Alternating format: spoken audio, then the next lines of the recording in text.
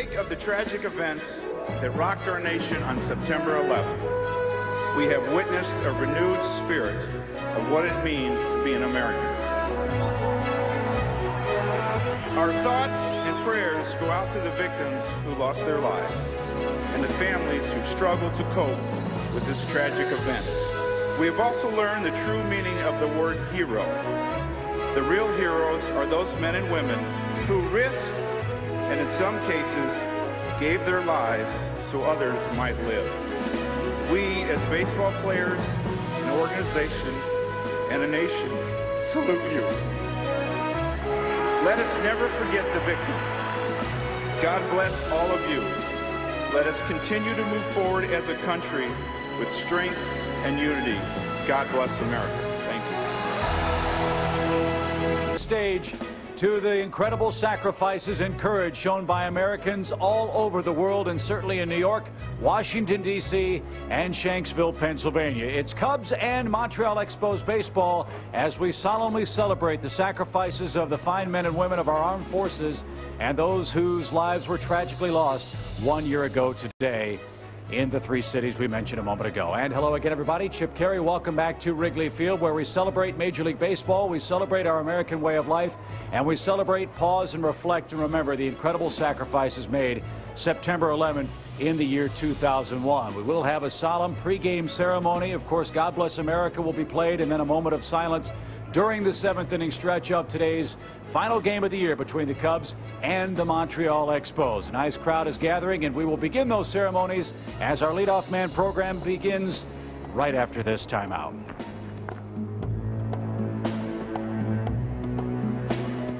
Coming Thursdays. Game ceremonies honoring the victims of the terrorist attacks on our nation September 11th, 2001. Nice crowd gathering here at Wrigley Field on an absolutely gorgeous day for baseball. And once again, our thoughts and prayers are with those families in New York, Washington, D.C., and of course outside Pittsburgh, Pennsylvania, which ironically are two of the next stops the Cubs will make on an upcoming road trip, which begins after our ball game today. It is a cloudless blue sky here in Chicago. It's the finale between the Cubs and the Montreal Expos. And in just a few moments, Wayne Messmer, the public address voice of the Chicago Cubs, will take over the pregame ceremonial microphone duties here on hallowed ground at historic Wrigley Field in Chicago.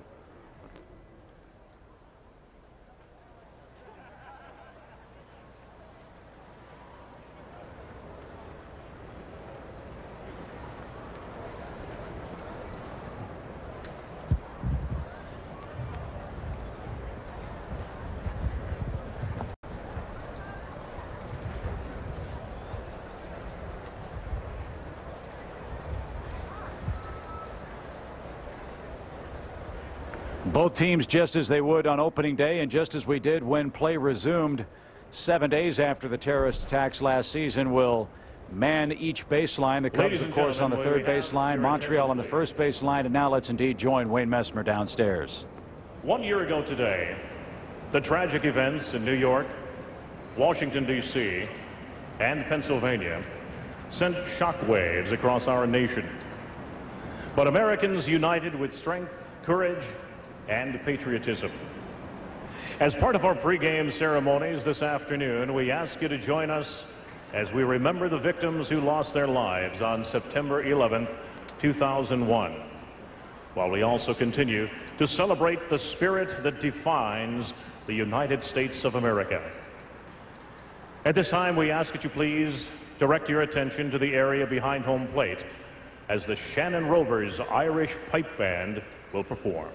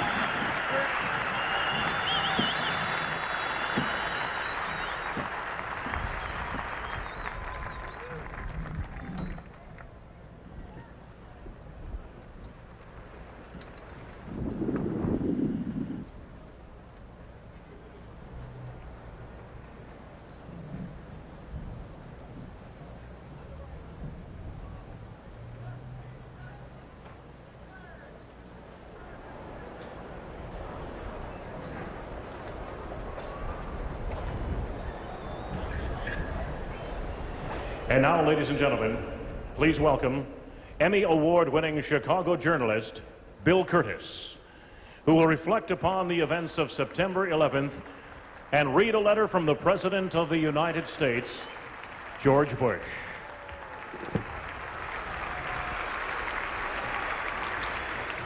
It has wisely been said that life without memory is no life at all. And so we gather on this September 11th, because we will remember this date in our memories forever. Around America, on ball fields, schoolyards, offices, and homes, people are remembering what happened just 1 year ago, and in doing so, are dedicating themselves to prevent it from ever happening again. Specifically, we remember those who were killed by a terrible act of terrorism. Why should we be here? Because to live in the hearts we leave behind is not to die. The President of the United States and Mrs. Bush have asked the following letter be read in all the stadiums today. Laura and I join baseball fans across America as you honor the lives lost in the attacks of September 11th, 2001. Our nation will always remember those who died and their families. For generations, baseball has endured as a national pastime. Throughout its rich history, this game has played a significant role in our society. During this past year, baseball has helped to bring Americans together.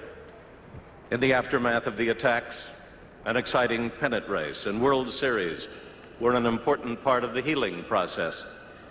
As family and friends have continued to gather and enjoy this great game, we have shown that the spirit of America is strong and that we stand united.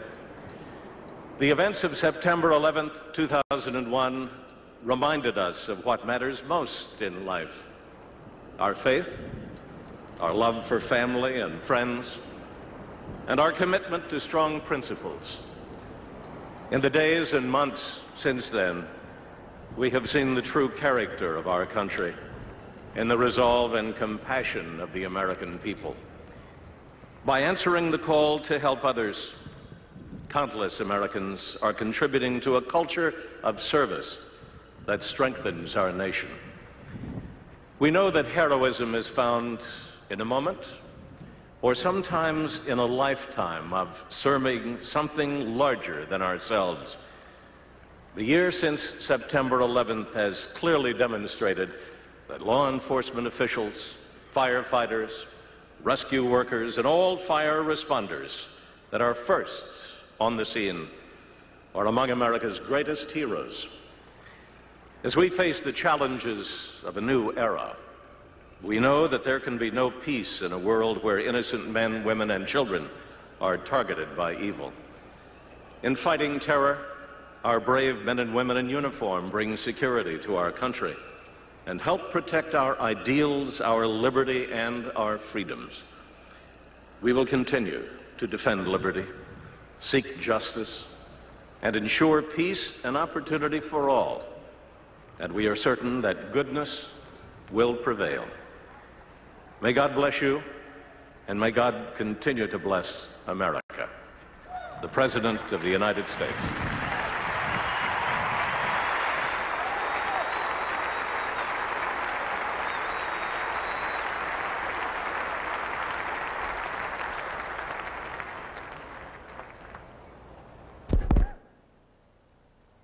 Ladies and gentlemen, please remain standing and kindly remove your caps, ladies and gentlemen, and direct your attention to center field as the headquarters for the United States Military Entrance Processing Command Joint Service Color Guard from North Chicago, Illinois, will present the colors for today's game.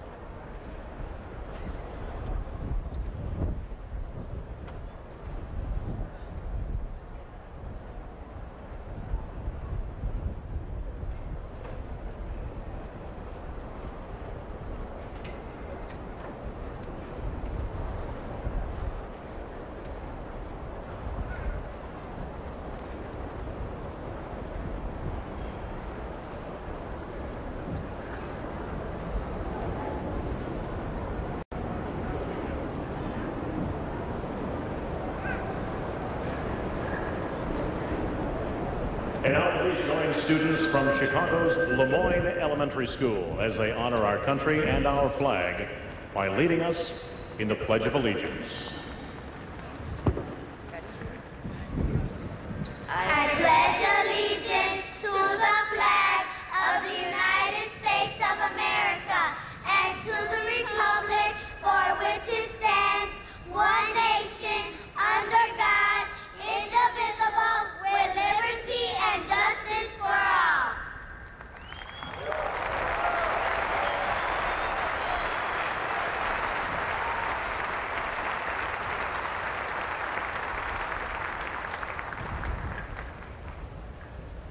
And now, ladies and gentlemen, please join along with me, Chicago Cubs public address announcer Wayne Messmer, accompanied by Gary Pressey at the Wrigley Field Lowry organ in a singing and playing of O Canada, followed by the Star-Spangled Banner.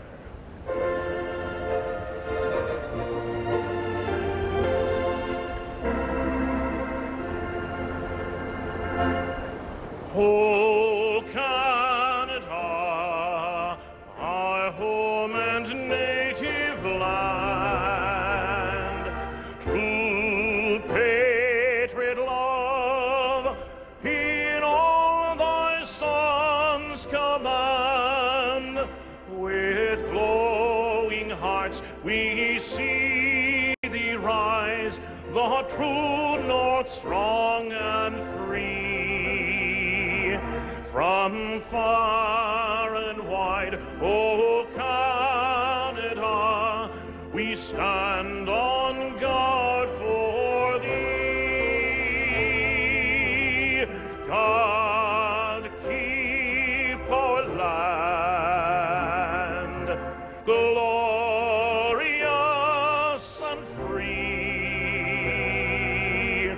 O Canada, we stand on guard for thee.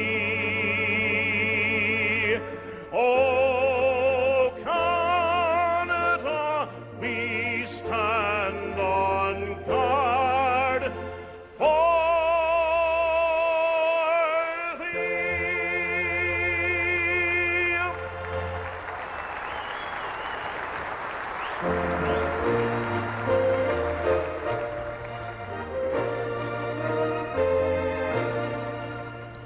Oh, say, can you see by the dawn's early light what so proudly we hailed at the twilight's last gleaming, whose broad stripes and bright stars through the perilous fight o'er the ramparts we watched were so gallantly streaming, and the rockets' red glare, the bombs bursting in air, gave proof through the night that our flag was still there.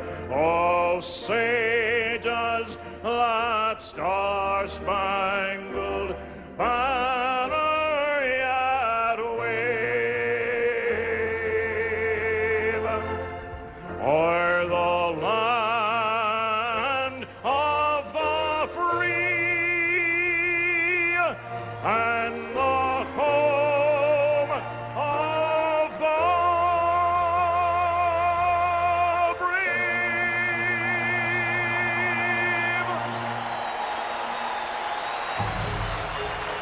Wayne Messmer here at Wrigley Field. Our celebration of baseball and our wonderful way of life continues with Game 3 between the Cubs and Expos right after this timeout.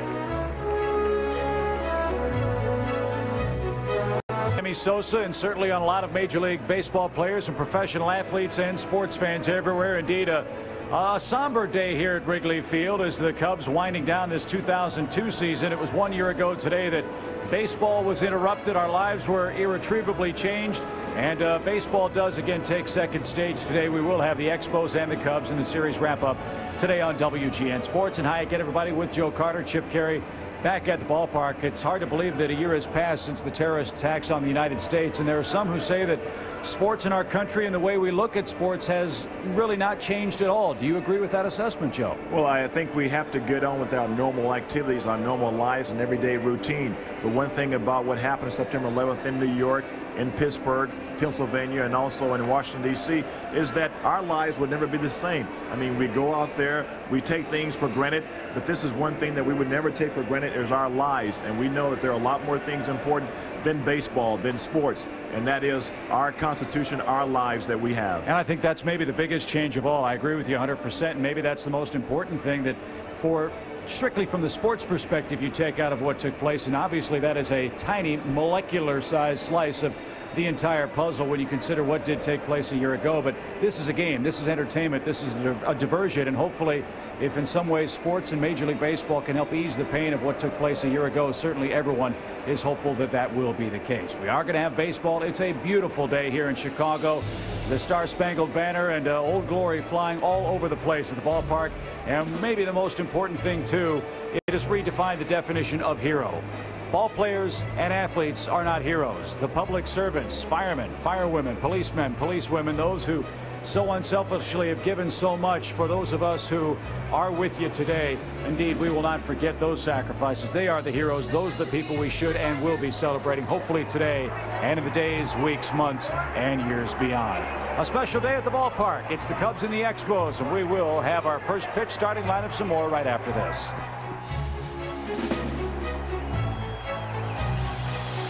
Kerry, a beautiful baseball day here in Chicago.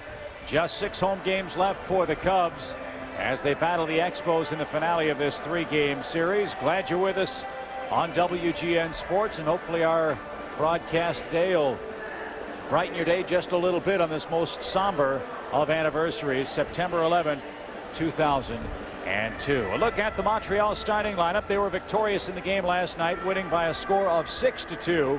And the Hall of Famer Frank Robinson lines up this way with Endy Chavez leading off in center field. Carroll makes his first appearance of the series. He's playing third base. Jose Vidro with a 4-game hit streak is at second base. Vladimir Guerrero is in right. Brad Wilkerson, a Rookie of the Year candidate, is the first baseman. Orlando Cabrera, the shortstop. Matt Sapicki is in left. Brian Schneider, the catcher, hits 8th. And Masato Yoshi, who's really struggled in each of his last 3 outings, will be the pitcher batting 9th against Alan Bennis, who might have been a little bit too worked up to face his brother Andy last time out against the St. Louis Cardinals. Yeah, he's hoping to forget about the trials and tribulations that he had when he allowed 2 hits in the same inning to his older brother by 4 years and gave up 11 runs back in that 2nd inning against the Cardinals. So Alan looking to get back the way he pitched the first 2 ball games, not the last ball game, Chip. Really is ironic. After this ball game, the Cubs will be heading to the same place they played last year when baseball resumed. That, of course, was Cincinnati. And then the Cubs go to New York, and I'm sure that is going to be an emotional visit for guys like Joe Girardi, who played so many years with the New York Yankees. Sammy Sosa, who has such a large following of fans from the Dominican Republic in that city. And for those of us who have an off day, we'll probably spend some time down at Ground Zero to see that up close. And everyone who has gone has said that you cannot get any kind of appreciation for the magnitude of what took place until you are there. And so I'm sure a lot of Cubs will be doing that at the start of next week. 1 ball, 1 strike to Endy Chavez, who's 1 for 4 in the series with an RBI, Joe. Chavez had an RBI double in the game last night, and Alan Bennis misses inside to run the count to 2-1. Gone atop Wrigley Field are the personalized flags, the yearly flags, noting some of the fine seasons in the early history of the Cubs. The stars and stripes hanging from each one of those flagpoles. Of course, down the left field line, the United States flag hanging halfway up the fair pole. Down the right side, the Canadian flag in honor of the Expos, who are here for their only visit to Chicago. And out atop the Wrigley Field scoreboard, flag flying at half staff too, and out on the streets on all the apartment buildings, as we did see as well when play came back, Old Glory flying proudly too. And Chip, one thing about the attacks of September 11th, what it has done to this country is really united this country, and you're you're very happy to see everybody come together, and all the stories that you read about, you hear about from Ground Zero, and the events that happened and throughout the last year have just been tremendous. And you talk about some heartwarming stories of some people who gave their time, their effort, and didn't want anything in return, but wanted to help out any individuals that happened to be victims of that circumstance. I don't know about you, but when I got up this morning, you couldn't help but turn on the TV news and watch the morning shows and see the replays of what took place last year. And even having 1 year's worth of experience and thoughtfulness of what took place, I don't know if it made me sicker or angrier, or a combination of both, to be honest with you. I know there are a lot of people who can't stand the imagery, can't stand to watch it. I personally believe that we should, so we never forget. That's right. It's a part of our history, and it will be etched in our minds for forever. This is like the Pearl Harbor, like John F. Kennedy being assassinated. Those are things that you never forget, so you don't forget about the things that happen. Ground ball to Kevin Ory over at third base. Gioia, good stretch. Over at first base, takes care of Chavez. A look at the Cubs defensive lineup.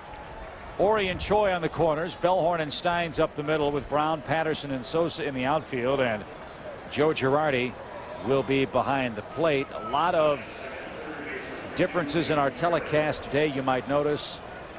Because of the solemnity of the day today, there will not be nearly as many commercials. In fact, I'm not sure if there are any. Most of it will be promotional material, as I think a lot of advertisers in all of professional sports taking a day off. Yes.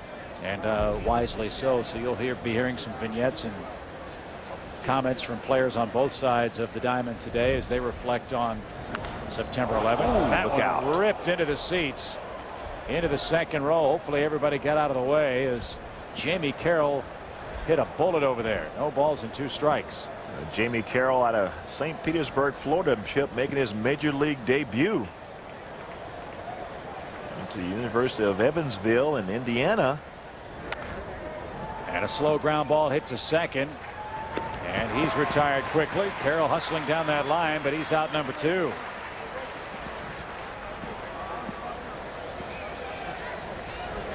Here's Jose Vidro. He's 3 for 9 in the series. Good player, hitting .309 with 17 home runs and 80 driven in. Of note, too, on this historic day, might be history as well regarding the baseball parameters. Will this be the final visit of this ball club as the Montreal Expos, or will they be someone else or something else altogether next year? You know, it had to be very difficult this year to be a member of the Montreal Expos, because you didn't know exactly what was going to happen. You change managers, management, the owners end up buying the team. You don't know if you're going to be contracted. You don't know where you're going to play at next year. A lot of decisions had to be made, and they still have not been made. But one thing you have to give these guys credit for, they put that behind them and they came out playing. Bennis got a glove on that and takes care of Vidro. 3 ground outs in the first inning, and the Cubs will be coming up in the bottom half here at Wrigley Field. State of mind.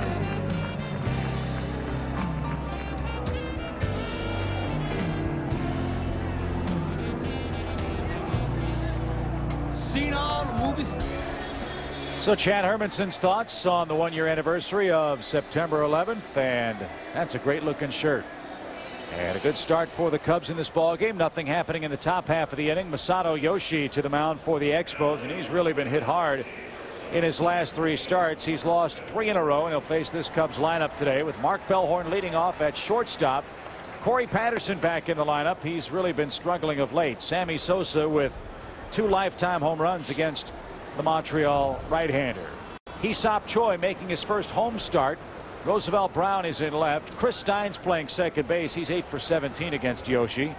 Kevin Ory at third base. Joe Girardi behind the plate, and Alan Bennis is batting ninth. Yoshi has been a busy man. He's thrown a lot of innings for the Expos, and you have to wonder, Joe, if all that work's starting to wear him down. Well, he still has a pretty good ERA, Chip, of 3.99, and one thing take a look at, he doesn't give up many home runs, only giving up 13 home runs. The walks are very good. The strikeouts are not that high, but he's not a strikeout pitcher. And he just gave up a rocket to Bellhorn. 1 pitch, 1 home run. Can I go back and retract that statement? He doesn't give up many home runs.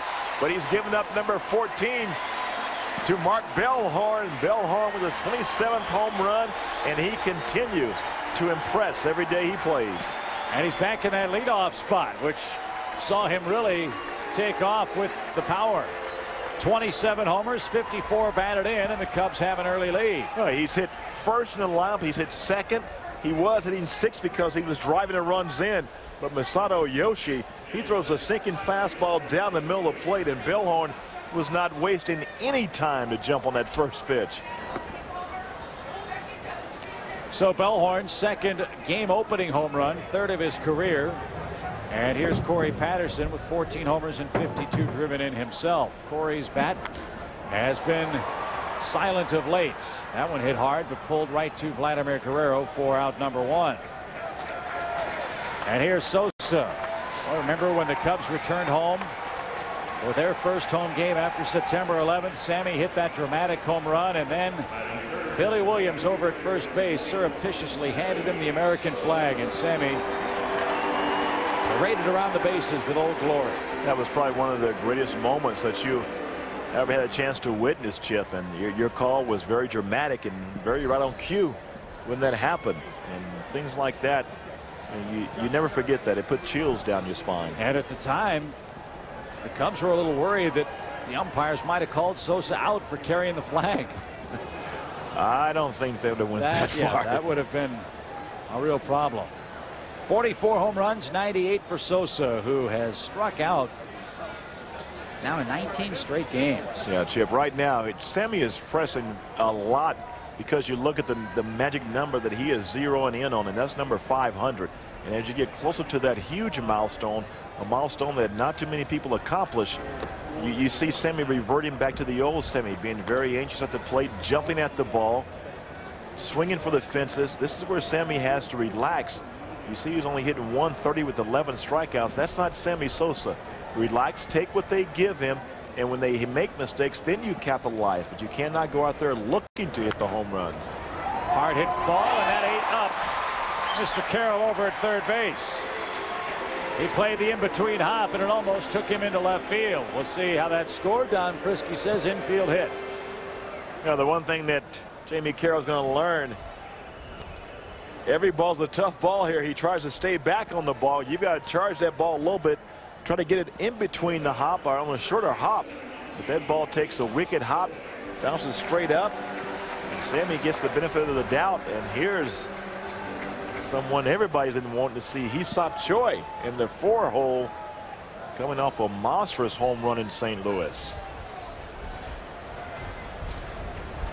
And he hit a ball here in this series that nearly left the ballpark, and that had people chanting, "We want Choi." Well, they've got him here this afternoon. He's 1 for 8 in the big leagues. And this is an all Pacific Rim matchup. Choi from South Korea, Yoshi from Japan.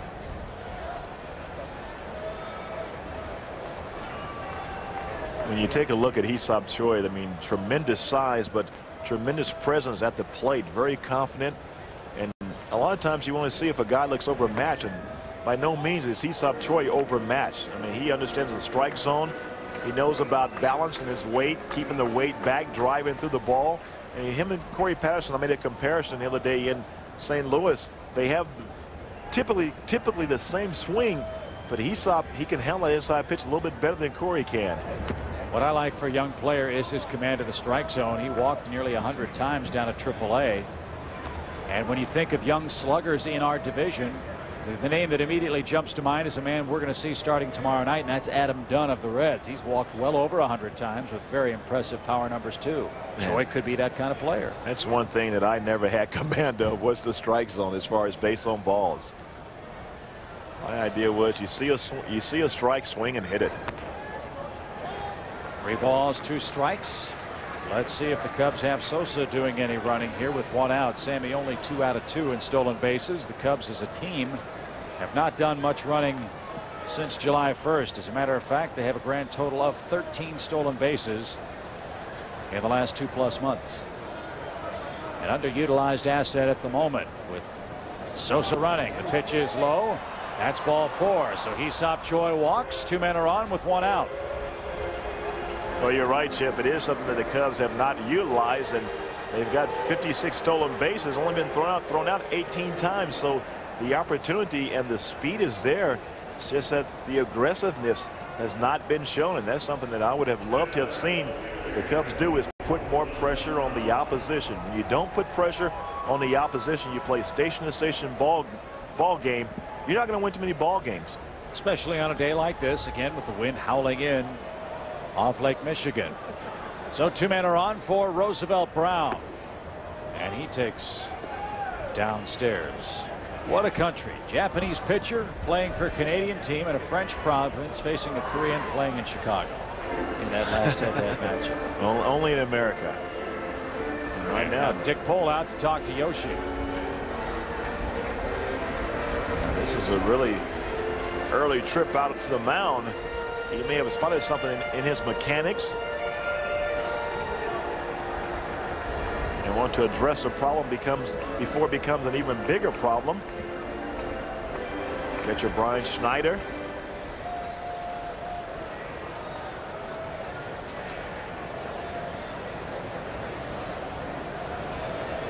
I wonder how much Japanese Dick Pole speaks. What comes before 1? Now, you're a Georgia major. You should know that. Konnichiwa. Nothing. Zippo. Nada. And that's out of play to even up the count. There is other baseball underway today. Cincinnati's faint playoff hopes fading before our very eyes. Pirates just got 4 against them in the 7th inning. 4-1 is the score there. They're without Sean Casey. Ken Griffey Jr. relegated really to pinch hit duties now. He's just had a injury-plagued career with the Reds. And the Mets trailing in Atlanta 5-0 at the end of 3.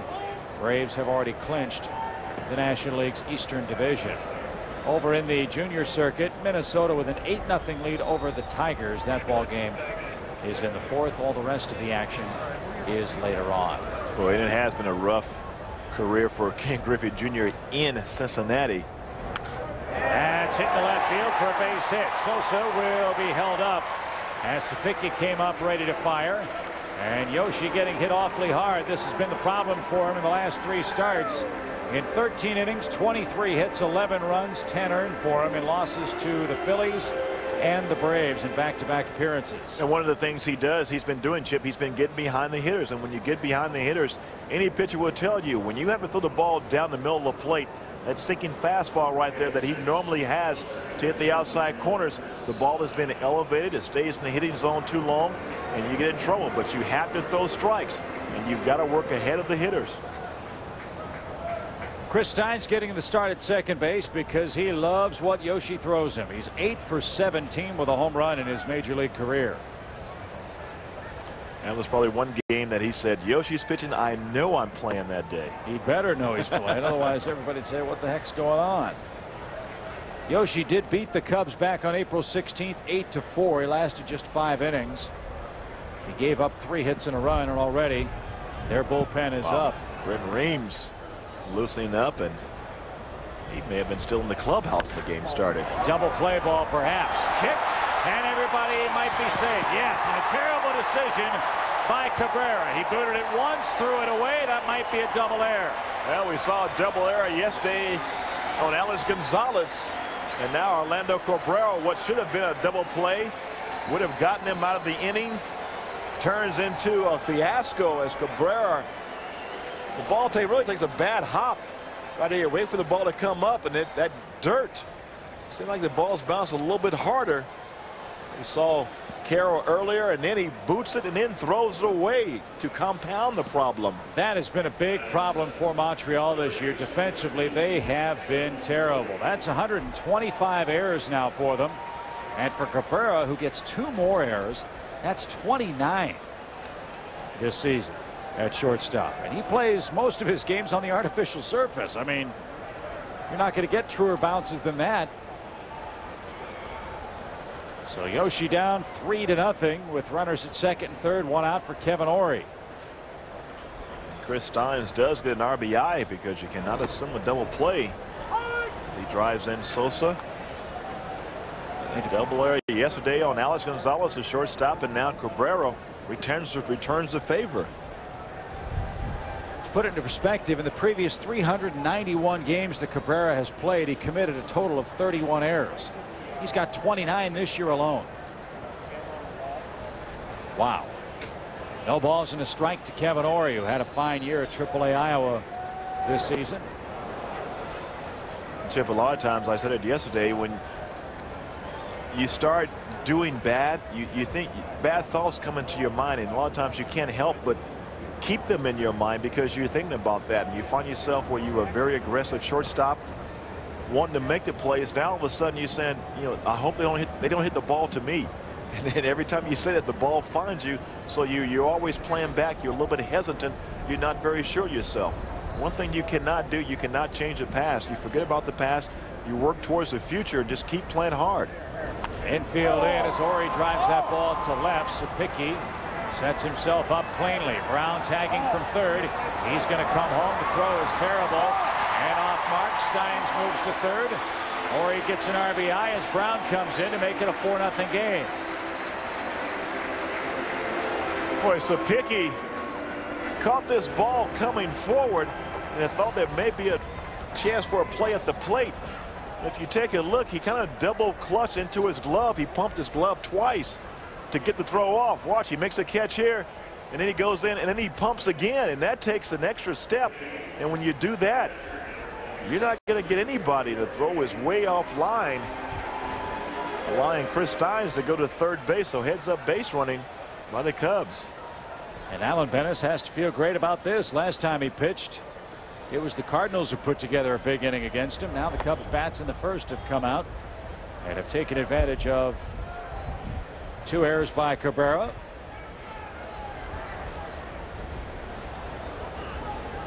And so a 4-0 lead. Cubs have had some problems in holding big leads against these guys in the first series played up north. Girardi skies that one to center. 8 men come to the plate. 4 of them score. 2 of the runs unearned. At the end of 1, Cubs leading Montreal 4-0.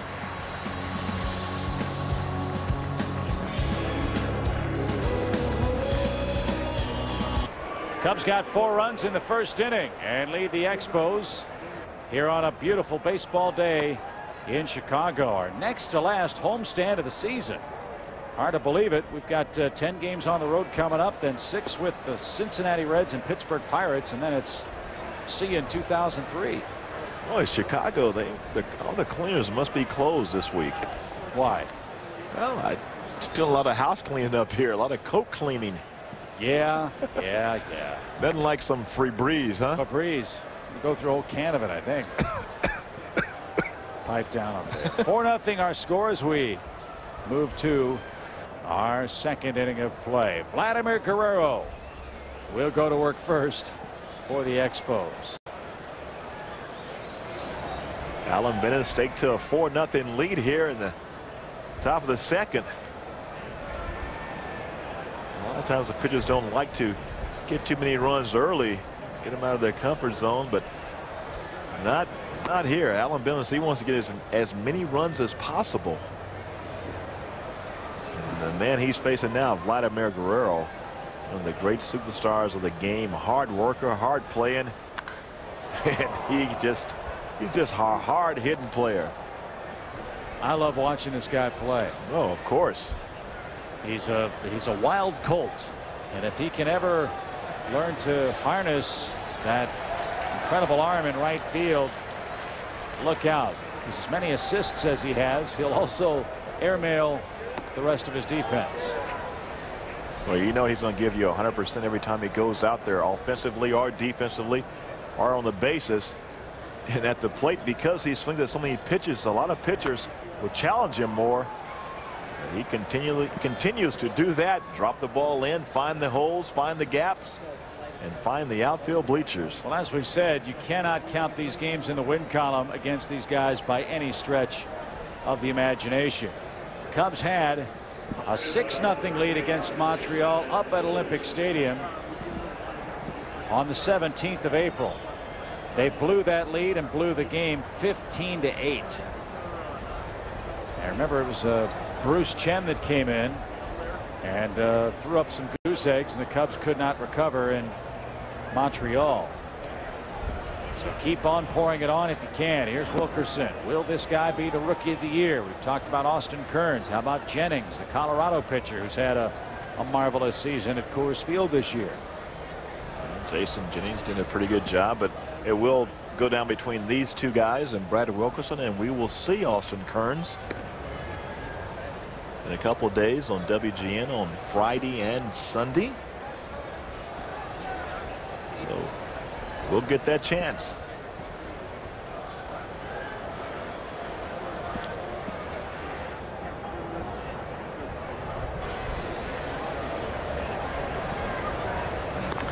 Close play at first. Got to watch Guerrero. He's a 30-30 man. 33 steals, 36 home runs. Yeah, one of the great stories in baseball was how Montreal signed him. They had him literally fall into their lap. I think that's the inherent value of this franchise. Again, no one knows where they're going to end up. Almost everyone feels it won't be in Montreal. Maybe not for next season, but 2004. I can't think of another team in baseball that's done a better job of scouting in Latin America than these guys. Well, they've done a great job when they had Felipe Alou there. I mean, that helped them out tremendously also. Felipe, one of the great guys in all of baseball, managers, and with that Dominican background, it has helped him tremendously. And the Expos, just been a great organization. It's like they've been a minor league ball club for all of baseball, with all the Expos out there. That's why I think they should have named the team the Pose. The Pose, huh? Because they're all X. Well, then you would be an Expo when you eventually had to leave. There have been a lot of them. John Wetland, Larry Walker, Moises Alou, Marquise Grissom, Delino DeShields, Jeff Facero, Pedro Martinez. Randy Johnson. Randy Johnson was traded away. That caught the corner. Wilkerson thought it was off the dish, but Doug Eddings said it was good enough to run the count full. Wilkerson, you can see the ball right there on the outside corner. Good pitch, good location. Vladimir Guerrero should be off and running. He is. Swing and a miss. The throw is short hopped at second base, and Guerrero another steal. That's his 34th of the year. Wilkerson strikes out. 6th time he's done that in 10 at bats in this series. But Montreal has their first man in scoring position here in the 2nd inning. Vladimir Guerrero with his 34th steal of the year. Another member of the 30-30 club. 36 home runs, 34 stolen bases, 96 RBIs. The thing is, Chip, he's only struck out 61 times. That's just incredible. And this, and he's, I mean, with the free swinger, you're talking about, you would think, you know, when you have guys like Jose Hernandez approaching the record, and then you got a slugger in Vladimir Guerrero, only 61 strikeouts. Amazing. 40, 50, 60 years ago, that strikeout total for Guerrero would still have been high. But nowadays, with the embarrassingly high strikeout totals that you see, the trade-off, of course, is the home run potential. And a lot of times you have the strikeouts because guys don't want to do the little things that the game will dictate. They think about one thing because of all the small ballparks. You think about the home runs. You know, 1 strike, 2 strikes, doesn't matter. They're going to be swinging until they strike out as hard as they can to hit the ball out of the ballpark. And that's where baseball has really suffered, I think, over the past, say, 7 or 8 years. Ball 3 to Cabrera, 3-0 from Bettis. Cabrera trying to atone for a double error in the Cubs half of inning number 1. Maybe part of the reason why Guerrero doesn't strike out much is he's one of the game's best bad ball hitters. Yeah, and plus he puts the ball in play. Not too many times does he swing and miss.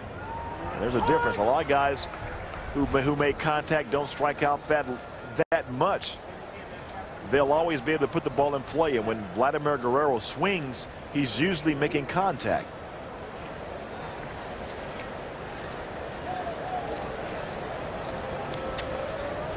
Cabrera should see a pretty good pitch here with Sapicki waiting on deck. 3 balls and a strike. Cubs leading 4-0. We're in the top of the second. And Venice wants to keep Guerrero close. Where is Montreal going to be next year?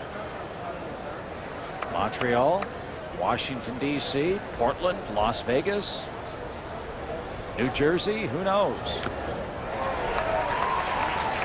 3-2.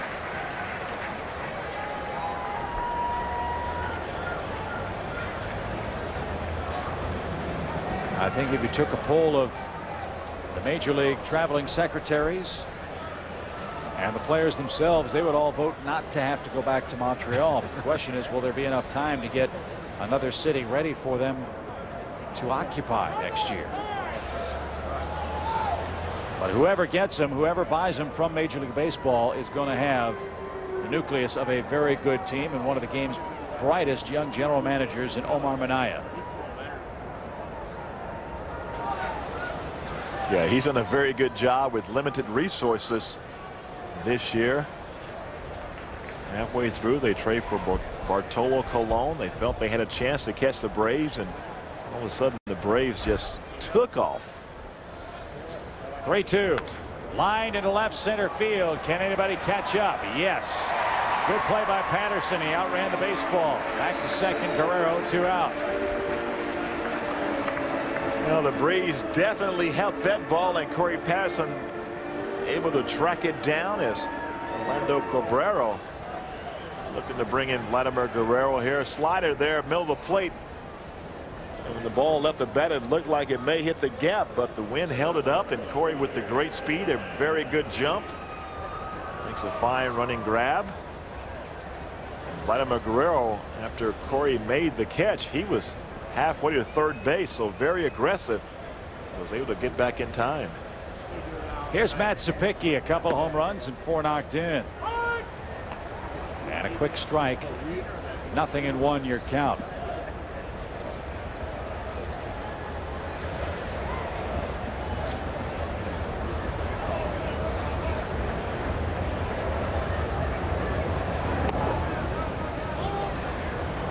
Venice has exceptionally good velocity today. He's popping the gun in the low 90s. Remember, he's coming off all kinds of shoulder problems that sidelined him in 1998 and almost all of 1999.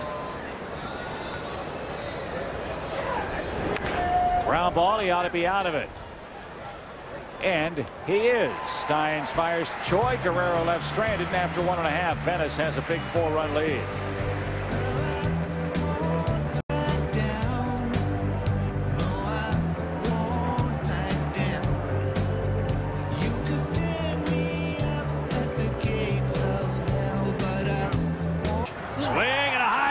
Belted deep toward right. Back toward the track. Hit the wall. It is gone. Sosa hits it into the basket. And he's got Old Glory too. Well, that was something that I, want to show the respect. Want to show something to the whole world that everybody was in pain, and that kind of situation. Doesn't matter where you're from, It doesn't matter what country you're coming from. It just matters that you care, and you pretty much want to do everything that you can to show the respect. And so here in the second inning, the Cubs with a 4-run lead. And Pennis, Bellhorn, and Patterson are coming up against Masato Yoshi. Cubs will head off to Cincinnati right after our game today. Our 4-game series starting tomorrow night, with Steve Smythe and Sean Estes towing the slab in game 1 as we play our last series ever at Synergy Field. They'll move into the Great American Ballpark next season, and it's apparently going to be a magnificent new stadium. Might even get a tour out of Marty Brennaman if we're lucky. Swing and a miss by Bennis. 1 ball, 2 strikes.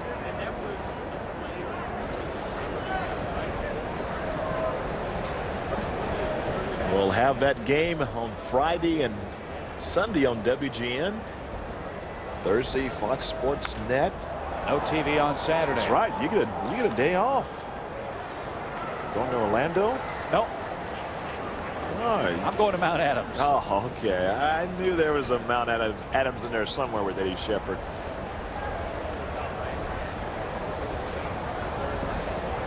One ball, 2 strikes.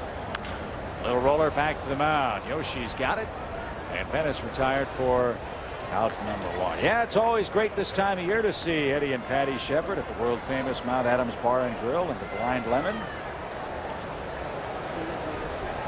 Isn't that where we have the team party at? No. Well, we're not. Eddie's too cheap to pay for the whole team to come. Oh, I thought you were getting it. No chance. Oh. I'll pay for you, but everybody else is on their own. That kind of year. Here's Bellhorn. Oh, so you wouldn't.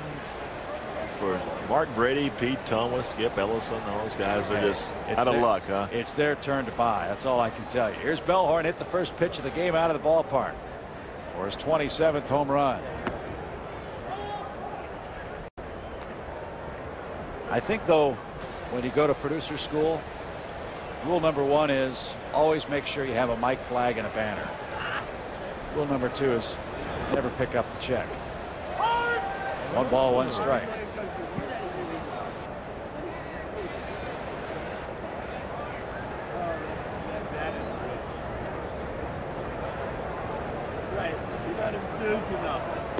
Now, the associate producer is always willing to pay.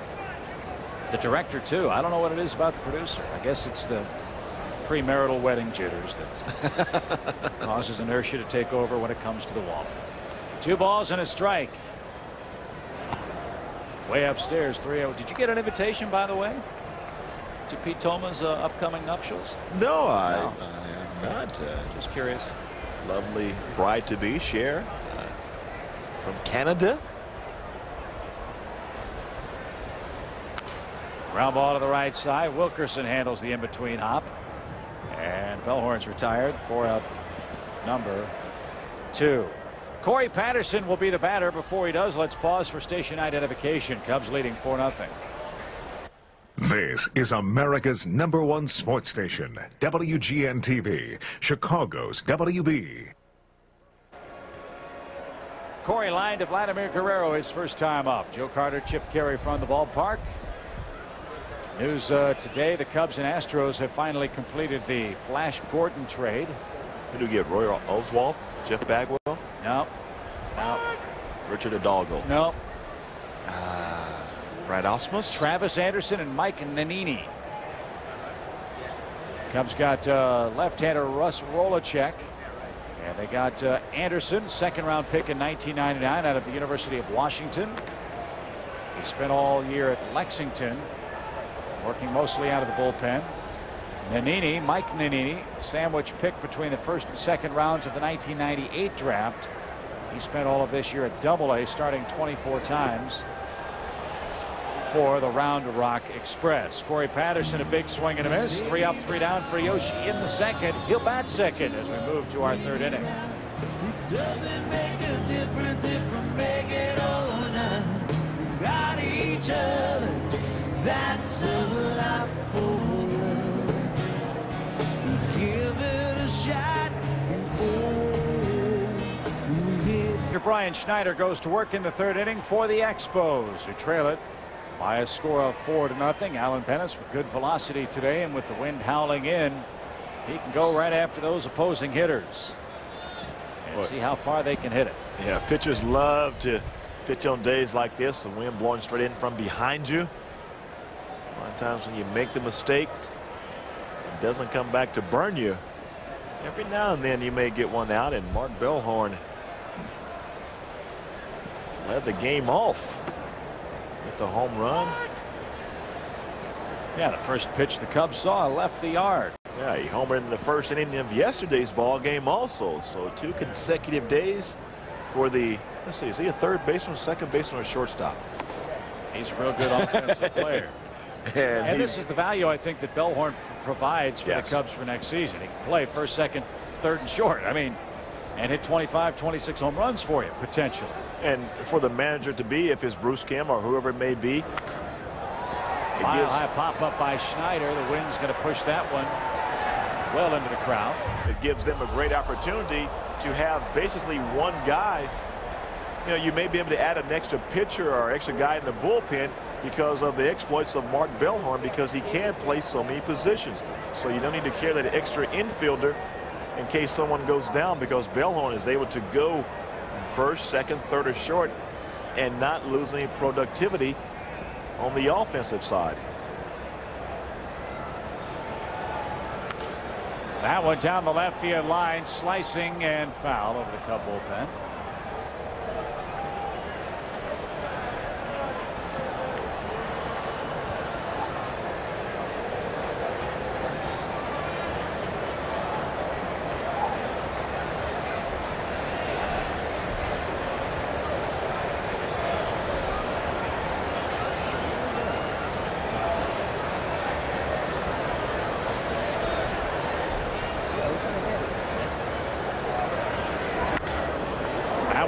Over short. Schneider straightened out the stroke that time and hits a frozen rope into center field. Patterson hustles the ball back in, and Schneider has the second straight leadoff hit for the Expos in this game. We'll see how Yoshi fares with the bunt attempt here.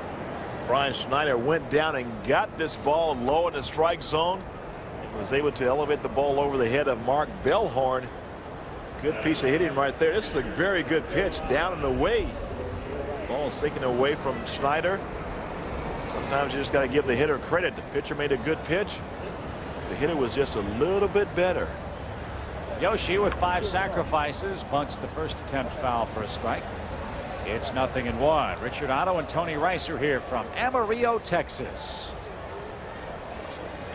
Amarillo? That's yellow, I think. Amarillo, Texas.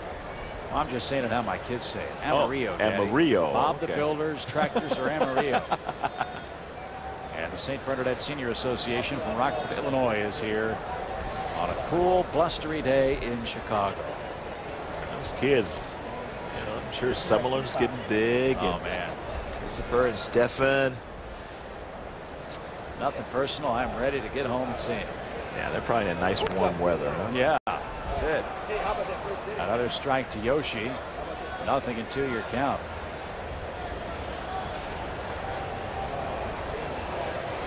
But the good news is everybody has started school. So mom finally has a life.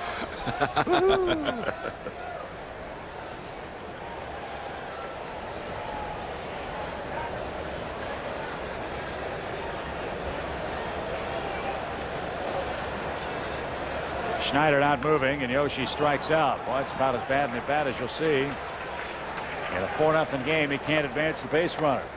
So you wouldn't have that problem with the DH, but this would be a poster child of the way not to bunt. Sato Yoshi here. First of all, he's lunging for the ball, and the bat head drops completely down. The only way you're going to bunt that ball is when if you do bunt it, you're going to foul it straight back or pop it straight up. The thing is, you want to get that bat head out in front of you towards the pitcher and just catch the ball with the end of the bat.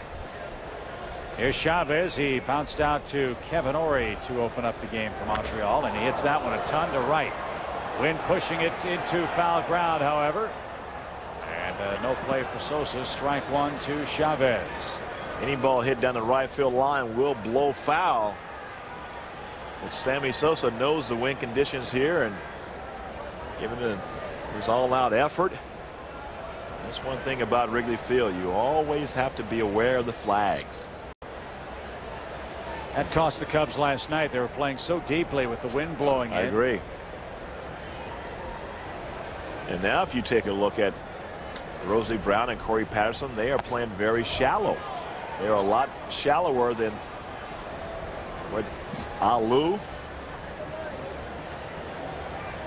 and Brown was yesterday in center field and left field. So take away that little bleeder that falls in there, because the wind's going to knock any ball down. The ball is hit hard and up in the air. It's not going to leave the ballpark. It's going to blow right back to you. 1-1 line to the pitcher, double play, and that ends the inning. Menace has fielded his position beautifully today. Nothing happening in the Montreal third, and Allen leads it by a 4-0 score. The congregation's gone, my city of ruin, my city of ruin. 4-0 is our score as we head to the bottom half of the third inning. How about that play a moment ago from Alan Bennis? He caught a line drive from Chavez and turned it into a double play. Well, that's the way you feel your position. You charge the ball. Yeah. Make the nice play, double up the runner at first base. That's the way. That's why you have the glove. I don't know if he charged the ball or the ball charged him, but that's made a good play. That's when the ball finds your mitt. And you're thankful it finds your mitt and not other body parts. Here's Sosa. An infield hit his first time up. And Sammy looks at a ball outside. A strike. Looked like it was a ball outside. I beg your pardon. Nothing in 1 your count. Jimmy Farrell in patriotic spirit today. The fine umpire's room attendant. All the players with their caps sporting the American flag. And there's Jimmy. He's been a fixture here forever. Long time. A wonderful man. Look at him and Yosh Kawana. Been here. I think they've been here longer than Wrigley Field has been here, haven't they? Seems like it. And they're both doing well. Get a lot of emails from time to time about Yosh. He's working in the visitors clubhouse with Dana Noltner. Still wears his hat. 1 ball, 2 strikes to Sosa. And another bullet in the left field. Sammy's got a 2-hit game. And the Cubs with 4 hits on the afternoon bring up Hee-Sop Choi, leading by a 4-run score. Something you'll be seeing more of is A, Choi getting playing time, but B, more media from the Far East covering this Cub team, with Choi generating a lot of interest back in his native land of South Korea. He's the first everyday position player from South Korea to play, so he is a celebrity and all eyes are on him. Made his debut against the Brewers, you'll recall, 8 days ago up at Miller Park.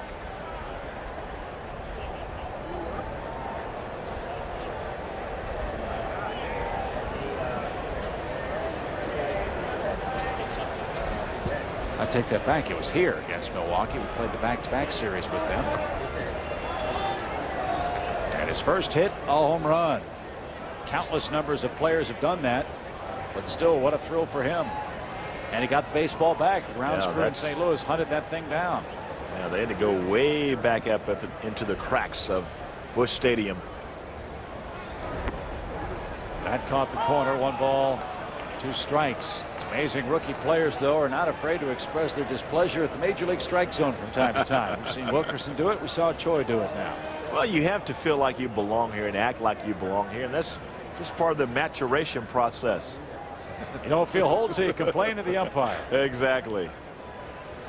And then that first time you get thrown out of a ball game, that really wakes you up. You say, now I belong. 1 ball, 2 strikes. And that's tipped and dropped at the plate. Schneider took a little punishment.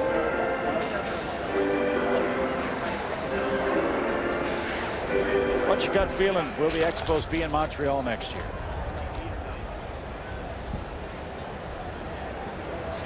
I don't see how they really can. I really don't. When you talk about one of the last home games, they drew 2,134 fans. I just don't think that franchise can survive there, and hopefully baseball will find a place for them this offseason, because they deserve much better, because this is a very good young ball club. But who's at fault? Is it the inability of the players to win, or is it the failings of baseball and the ownership and the different groups that could not get together and get a stadium done in Montreal? Because there are those, Tommy Lasorda, for all of his bluster, who believe that Montreal could be a great baseball town if it was put in a situation where it could work, meaning a new stadium, meeting radio and TV, as Choi goes down swinging. And had they been allowed to finish out that '94 season, let's say Montreal goes on and gets to the World Series, maybe even wins it, how differently would the history books with regards to baseball been written north of the border, rather than the suffering they've gone through since that '94 strike? Well, it would be totally different, but with the problems you have right now, Chip, you have with the Canadian dollar being so low right now, the American dollar, I mean, price-wise, there's a huge difference. And so now when you don't have the support from the fans, when you're getting 2,000 and 3,000 folks, that's just not going to cut it. Brown swings early in the count and lines into a double play. 4-6-3 and out.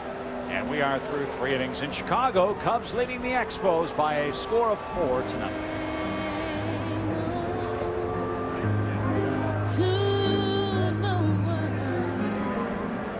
Now there's a better way to buy carpeting. Empire Carpet, America's largest shop-at-home carpet service. Instead of driving from store to store, call Empire. We'll bring carpet samples to you, then install your new carpet next day. And with our warehouse direct prices, you'll save on all our brand name carpet, plus no payments till January 2004. Shop-at-home service, great sale prices, and next day installation. Call Empire now. It's a better way to buy carpet. 800-588-2300 Empire. Hi, I'm Erica, and I'm an AmeriCorps member. All across the country, Americans are rolling up their sleeves to help each other, showing true strength of character and convictions. I'm Victor. I'm a member of the Retired and Senior Volunteer Program. Americans are rich in kindness and compassion. In spirit and enthusiasm. Together, we make America strong. Together, we make America great. Together, we are America. Go to nationalservice.org and find out how you can serve. Join us. No matter where you are in life. Serve your community. To serve your country. Choose where you serve. It's your world. It's your chance to make it better.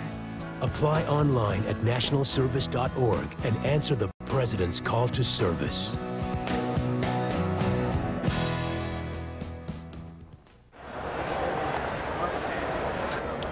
Time for the 4th inning now. Alan Bennis staked to a 4-run lead as a beautiful view of downtown Chicago. Over the right field grandstand here from Wrigley Field. Just 2 hits for the Expos. Bennis has scattered leadoff singles to Guerrero and Schneider. And a nice-sized crowd gathering at the ballpark today. Cubs had roughly 29,000 last night. And the gathering might be a little bigger than that today. Hey, did you get your shirt back yesterday? Yeah. All right. Here's Jamie Carroll. He grounded out to second. Like those extra mediums, huh? Extra medium is big. I want to thank the folks at the Hampton Inn in downtown Chicago. They've been great hosts for Joe and for me all summer long this year. Our home away from home. Home away from home is right. They've been very, very nice. John Jordan and his fine crew have put up with us, for lack of a better way of putting it, for the home slate this year. And just a week left here in Chicago, and we'll count on their hospitality one more time. It's a great place. If you're in town, need a room, stop on by. They're good folks. And Chip will do your laundry for you. Yeah. Yes. I was up late last night, as a matter of fact. Doing your laundry, huh? If you need to do laundry, room 301 or 302 is a good choice. Is that right by the laundry room? Right by the laundry room. Okay. 1-2 to Jamie Carroll. And there's a line drive, his first big league hit. So he'll get the baseball here in Chicago. Well, that's got to be a thrill anytime you get that first major league hit, but especially in this place, because this is baseball, as we've said so many times, at its purest. And for his folks to be able to see it, because, you know, watching on WGN, he gets a slider from Alan Bennis, and he tattoos this ball over the shortstop's head, and Mark Bellhorn for the first of many hits. I remember when I first got my first hit off Steve Carlton, and I go to first base, and Pete Rose is there, and he says, "Congratulations, kid. You're about 4,000 behind me now." That made you feel good, I bet. Here's Vidro. He bounced back to the mound. But I figured out he was talking about age. Did you make a bet as to who'd end up with more hits? No, it wasn't crazy. He played for what, 30 years? Just about. Yeah. No balls and a strike. Ground ball might be 2, 4 to 6 to 3.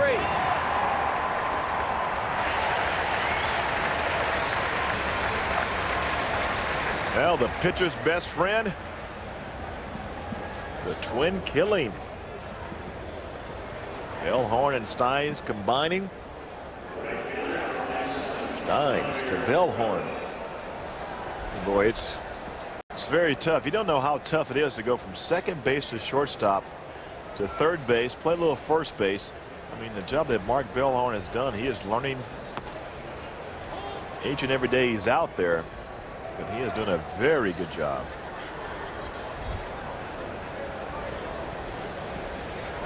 Here's the star of the Expos, Vladimir Guerrero, and he hits a high fly ball slicing away from Patterson. He's fighting the wind, and it's Sosa there to make the play. Corey lost it. Sammy, a good job in the outfield, backing up that play. Montreal done in the 4th, and it's still a 4-0 Cub lead. Imagine there's no heaven. It's easy if you try. No hell below. From TV, we had a day game as usual, and getting up to come to the park, and my roommate was watching TV, and he said, well, where are you going? I said, got a game. He was like, no. He goes, there was an accident on TV. The planes ran into the World Trade Centers, and it was just really unfortunate to happen. I'm pretty sure everyone in the clubhouse here, all the thoughts and prayers go out to the families and the victims of what happened last year. So it was just really unfortunate. Corey Patterson sums it up pretty good. It was a tragic day for everybody, and you'll always remember where you were when those events took place. And we had a game that night on WGN that was canceled. Yeah, that was a long week. Steins drives that ball down the right field line. Guerrero tries to get there, cannot. It'll roll into the corner. It'll roll past him. Steins around second. He's going to make third, and we'll see how that scores. Well, sometimes your aggressiveness can come in and play against you. Vladimir Guerrero tried to get to the wall to cut it off before it got to the wall, and as he got there, the ball beat him there, and it ricocheted off the wall. It should go down as a triple, and Stein just calmly lost one down the right field line. And watch Vladimir hustling, trying to get there to cut the ball off, but when it hits the wall, it ricochets past him, and he didn't touch that, so it should be a triple. That's the first triple for Steins this year. Now the Expo infield has to come in already, trailing by 4 with Kevin Ory in the box. Kevin with a sacrifice fly to left, so no official at bat for him last time up. And now he's 9 for 19 against Mr. Yoshi. Yes, sir. And he did add an RBI in that first inning.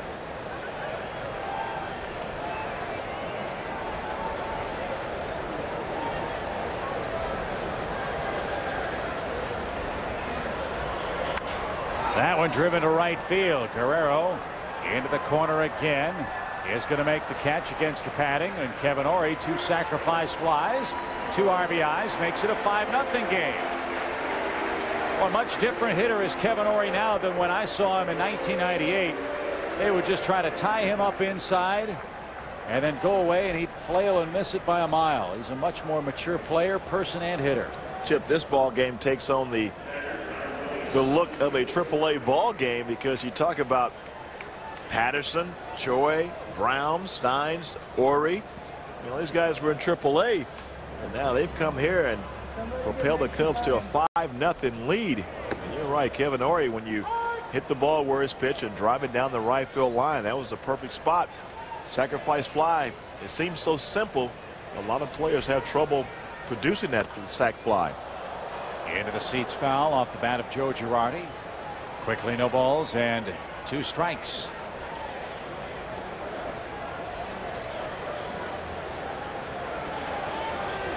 So it's the Iowa Cubs and the Harrisburg Senators matching up here in Chicago today. Pretty good talent on both sides of the diamond. Yes, it is. Among the young players out there, and that's good for both organizations, quite obviously.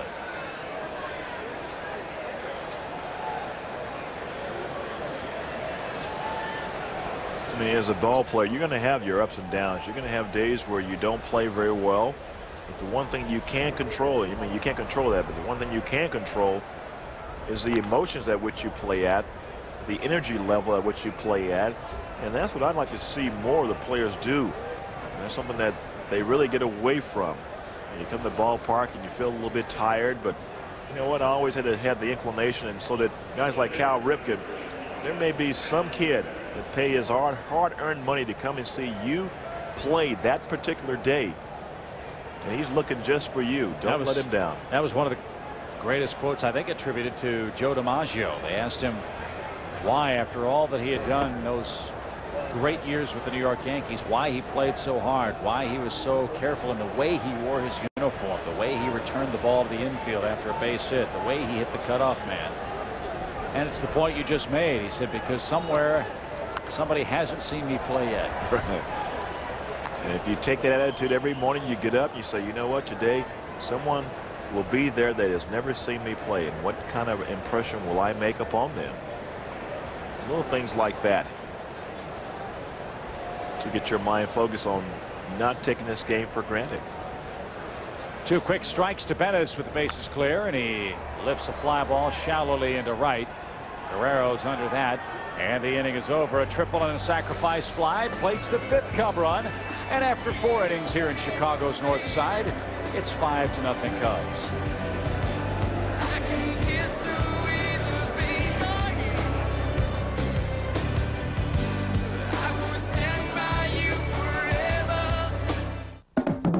Better on your plate, better in your mouth, better outside, better in your house, better on the couch, better on your lawns, better get it now, better get Papa John's. Sure, Papa John's makes an incredible pizza, but wait until you taste our new Papa's chicken strips. All white meat breast fillets, tender, crispy, and golden brown. Talk about perfect with your pizza. Hey, who's your Papa? Papa John's. Now get a large one-topping pizza and an order of Papa's chicken strips for just $13.99. Better pizza, Papa John's. Coming to the WB Thursday. My name is French, and this was my life. Welcome home, sir. I was a butler, orderly, refined, until they arrived. Mrs. Beasley needs to use the potty. And who is Mrs. Beasley? I have to go with her so she doesn't get scared. Now I'm Mary Bloody Poppins.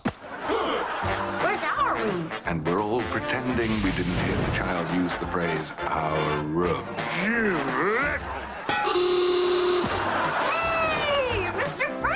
I hear my brother and sister are living with you guys. This would be a great place for a party. Dear God! I'm going to soak in a hot bath. If I'm lucky, perhaps I'll drown. Don't worry. We'll get through this. Maybe late tonight. Oh, dear heaven! The new WB comedy, Family Affair. You. Premiering Thursday at 7 on WGN.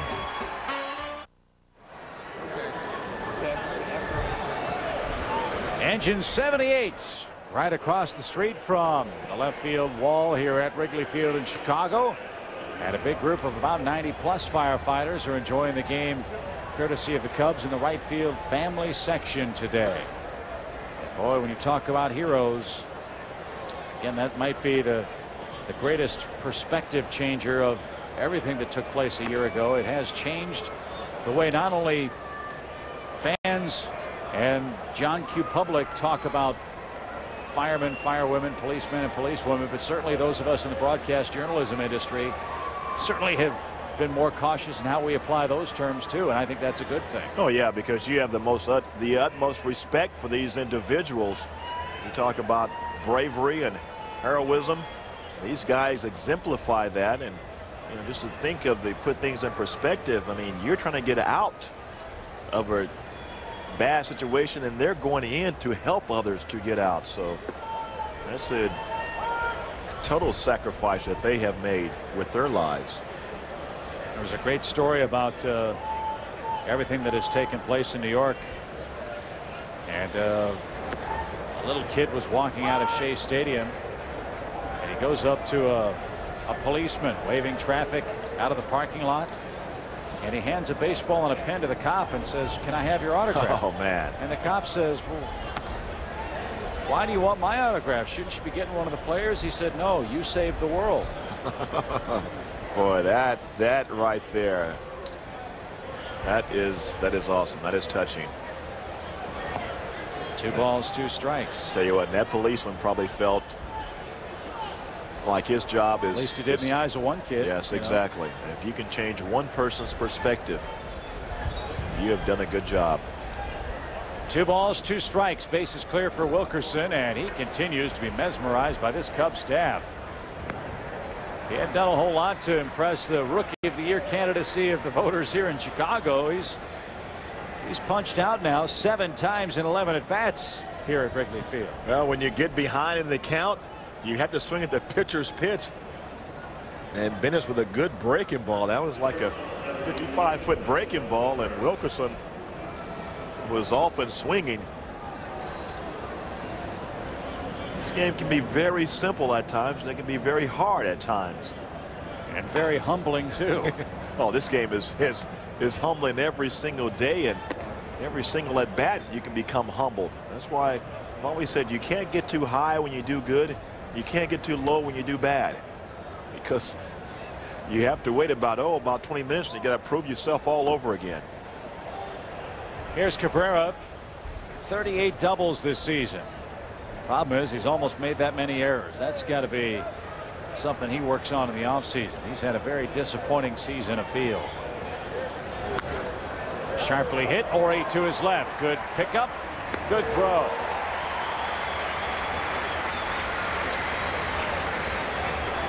A great play by Kevin Ori as he ranges to his left, goes to his knees to make the play. Comes up, rights himself, and gets Cabrera. And where's Orlando at? You run that play, and he's not even the pitcher. And that's one thing, like I say, the young guys, that's one thing you can't control is your effort.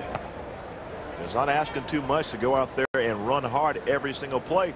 That ball gets away, or he has to throw the ball up and over the head of Hee-Seop Choi. He jumps up and comes down. He still won't get there because he was not hustling. Here's Sapicki. He bounced out to second his first time up.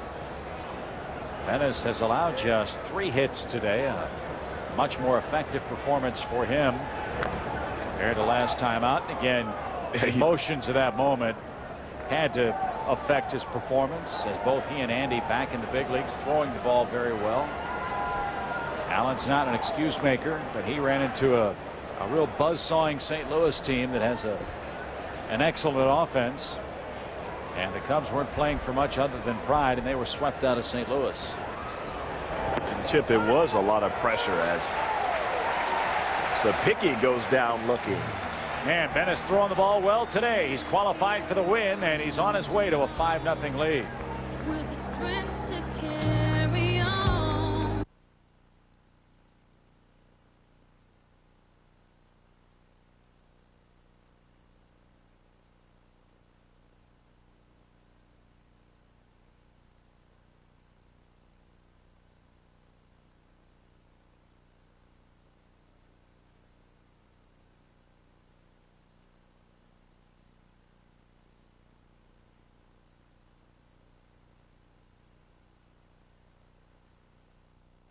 It has a sleek all-in-one design like the Apple iMac computer, only it's faster, has more storage capacity, and can run thousands more software programs.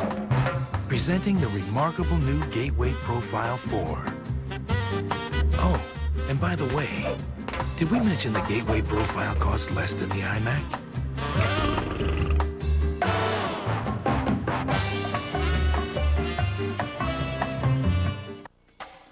This copyright telecast is presented by the authority of the Chicago Cubs and may not be reproduced nor retransmitted in any form, and the accounts and descriptions of this game may not be disseminated without the express written consent of the Chicago Cubs.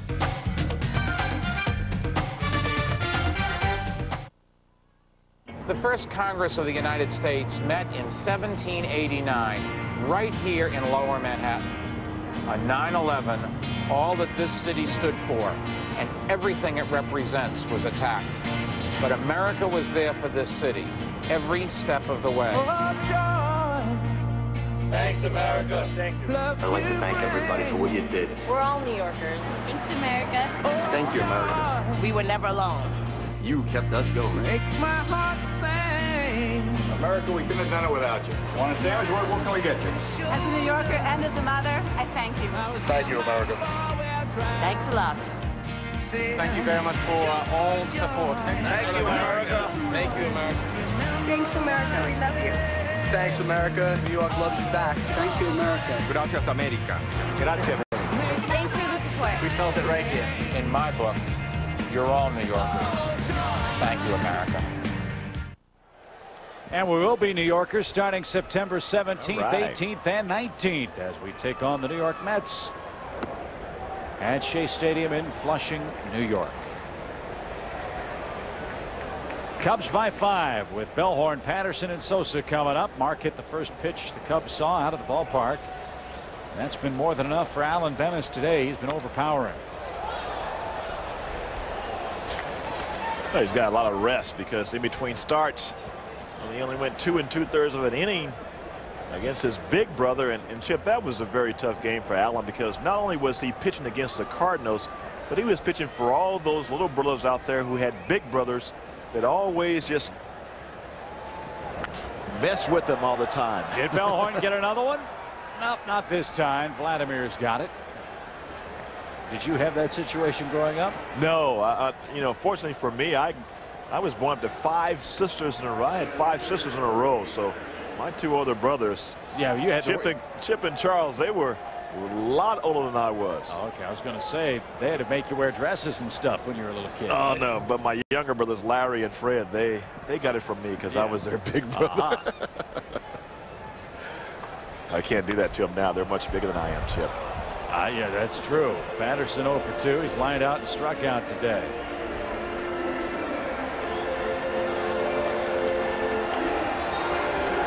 One thing about Bennis, talking with Jim Hendry about him, it's a guy that was nearly released from Iowa. Things weren't going well for him the first couple of months, but he persevered, kept working, kept getting better, and then went to the rotation.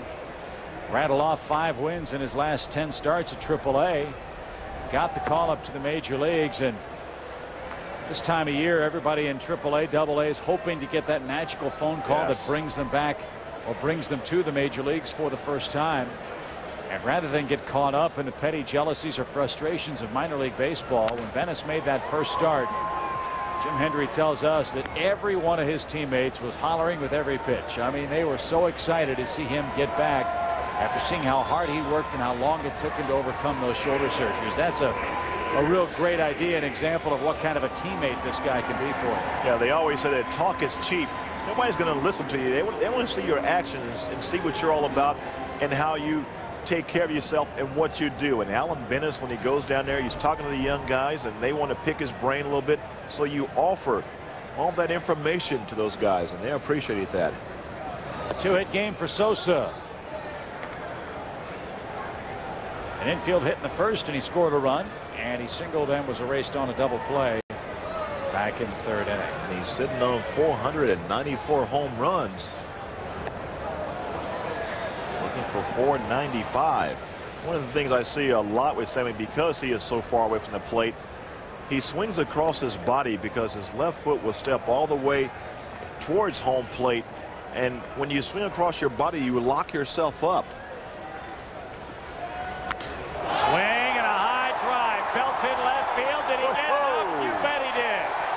There goes number 495 for Sosa. Well, if he was locking himself up, he found the key.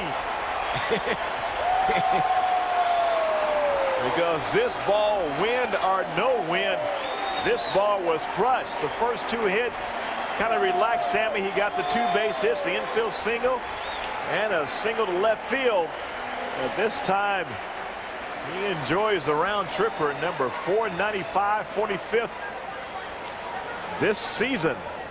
His first home run since September 2nd when he took Andrew Lorraine out. RBI number 99.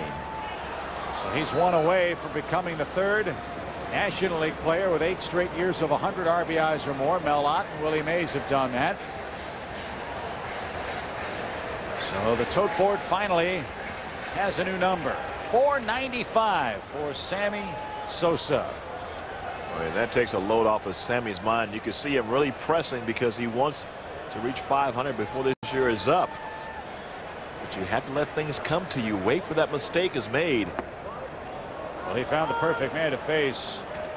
He's now 7 out of 12 against Masato Yoshi with 3 home runs.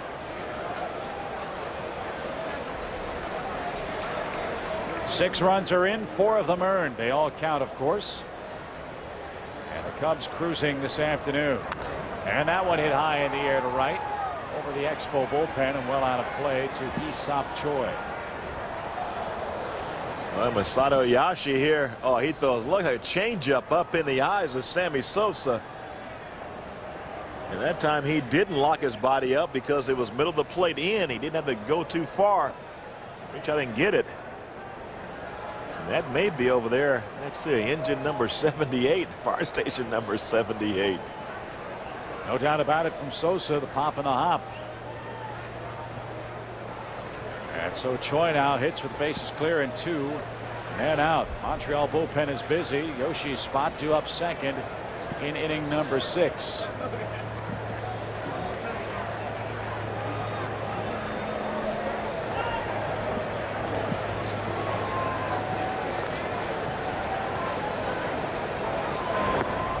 That's over the outside corner. And it's strikeout number 4 for Masato Yoshi. But Sammy Sosa moves a step closer to the magical 500 home run mark. A solo shot is his 45th of the year. He's got 3 hits today. And the Cubs lead it by a 6-0 score.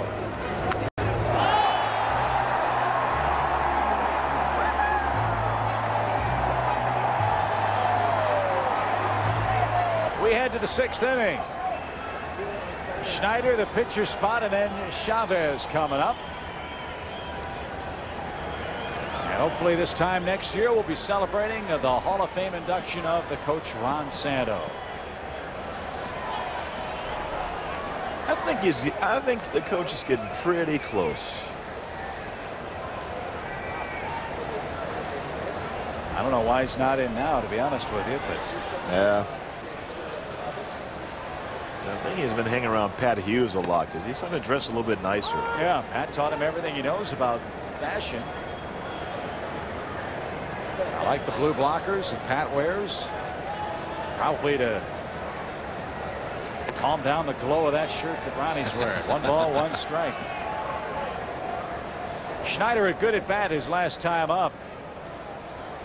He hit a tough pitch for a base hit. That's one of only 3 Alan Bennis has allowed today. Cubs got good news down in the minor leagues.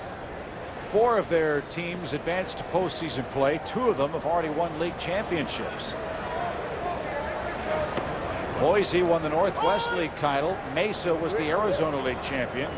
West Tennessee's advanced to the Southern League semifinals.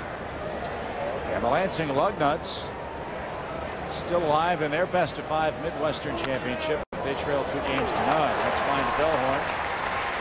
4-out number 1. Oh, it's great to see the fruits of your labor when you're the scouting director and all your scouts, when you see your minor league players develop and come to the big leagues and perform well, but also you have the teams in the minor leagues going to the championship series. That is a tremendous effort, and that's building a very stable franchise for years to come. Yoshi fired 72 pitches in 5 innings today. 6 runs, 4 earned, 6 hits. He walked 1 and struck out 4. So his run of rough luck continued today, although a little bit better statistically than his last 3 starts that he has made for Montreal. Fernando Tatis pinch hitting, 1 for 7 this year, 3 strikeouts. Getting a day off after playing a night game last night. You have a lot of those older guys when you start feeling old when you get tired from those day game after night games. The body just doesn't recuperate fast enough. Chop toward third. Kevin Ory, big hop, crow hop, good throw, 2 outs. Venice wearing out the turf. Well, it's very unusual with the wind blowing in that Alan Bennis has so many ground balls.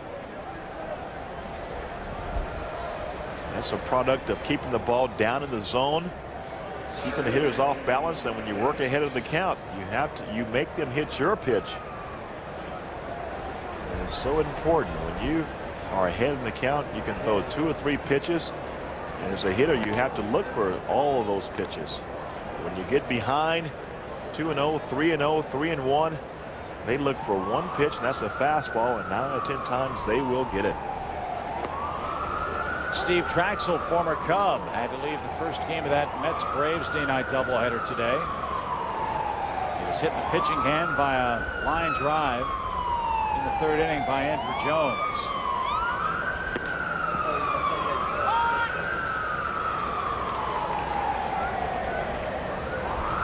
So rough season for the Mets continues. That might be the National League's most disappointing team.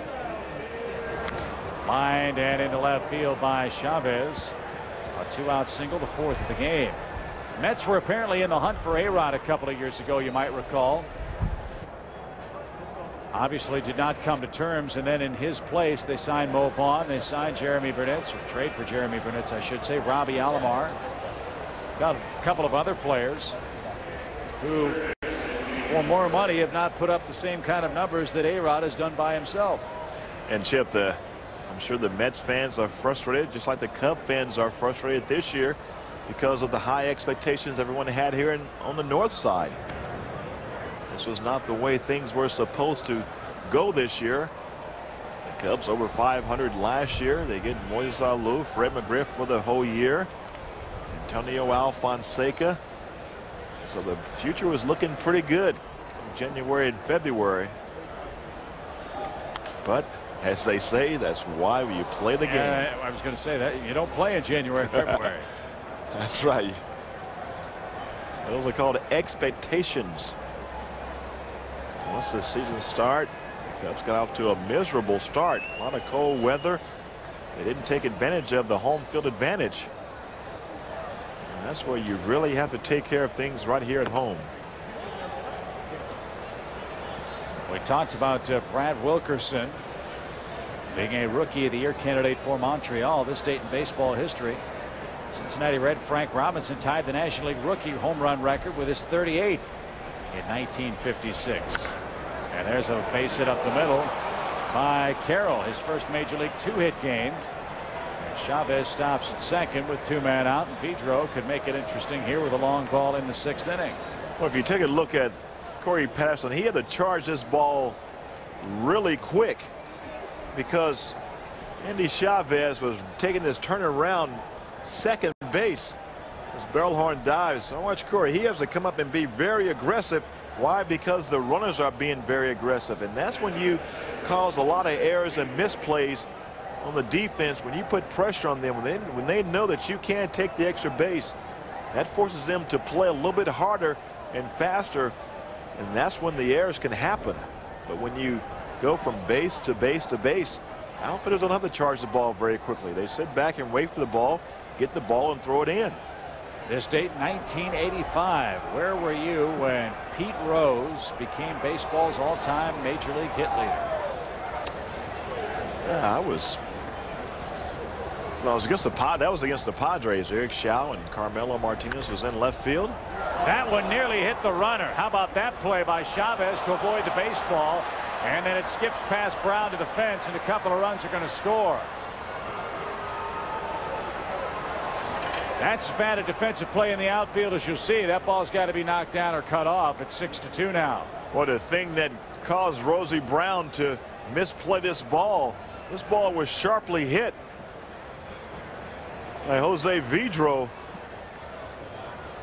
And because of the runner Chavez right there, Bellhorn diving, Rosie took a very peculiar route to the ball, but the ball was by him before he could look up.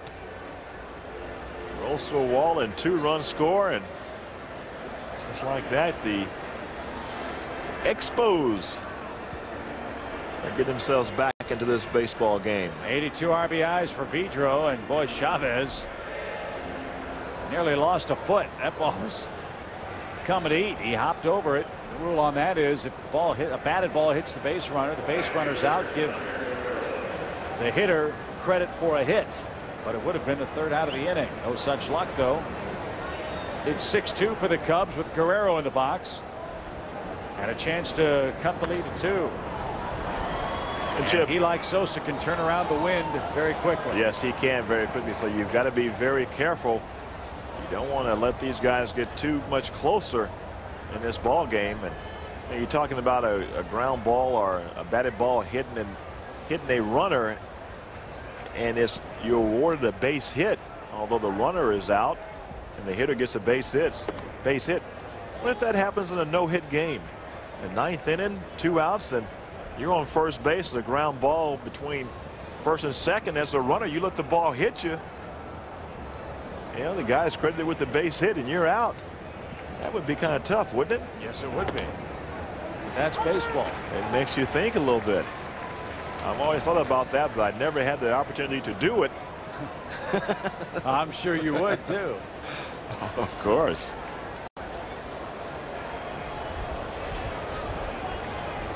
One ball, 2 strikes as we close in on 3 o'clock in the Central Time Zone.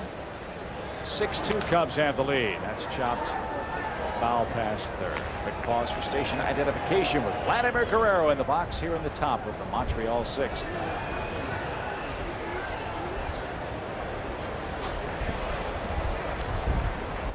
This is America's #1 sports station, WGN TV, Chicago's WB. 1-2 to Vladimir. Back up the middle. That's in for a hit. Vidro around third. He will score without a throw. And Montreal has 4 straight 2-out hits here in the 6th inning. Guerrero's 97th RBI makes it a 6-3 game. And we've seen this before.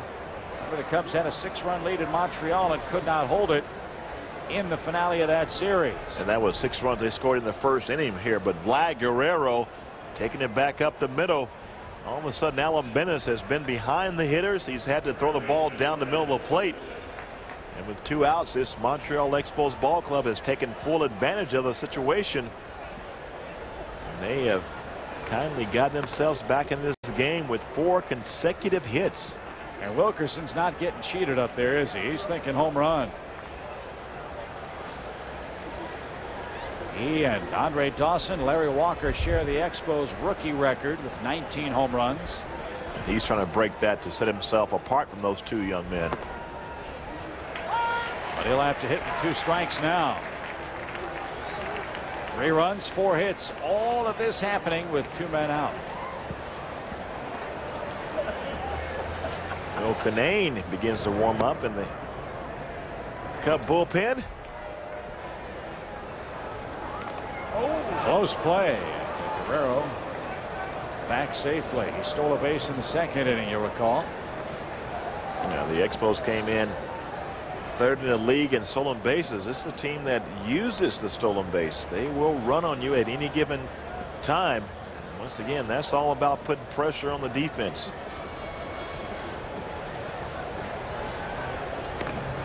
And he almost got picked off. He didn't go back diving that time. The rule of thumb is when you have to come back like that, that means you've reached your maximum lead. Now you've got to find a way to dive back, but Vladimir Guerrero does not like to dive back into first base, so he's testing the waters out there by going back, standing up. He's running. It's a strike. The throw to second, also a strike, and Guerrero out by a mile. 2-6 the put out, but 3 runs on 4 hits come across for the Expos, and at the end of 5 1/2, it's now a 6-3 Cub game.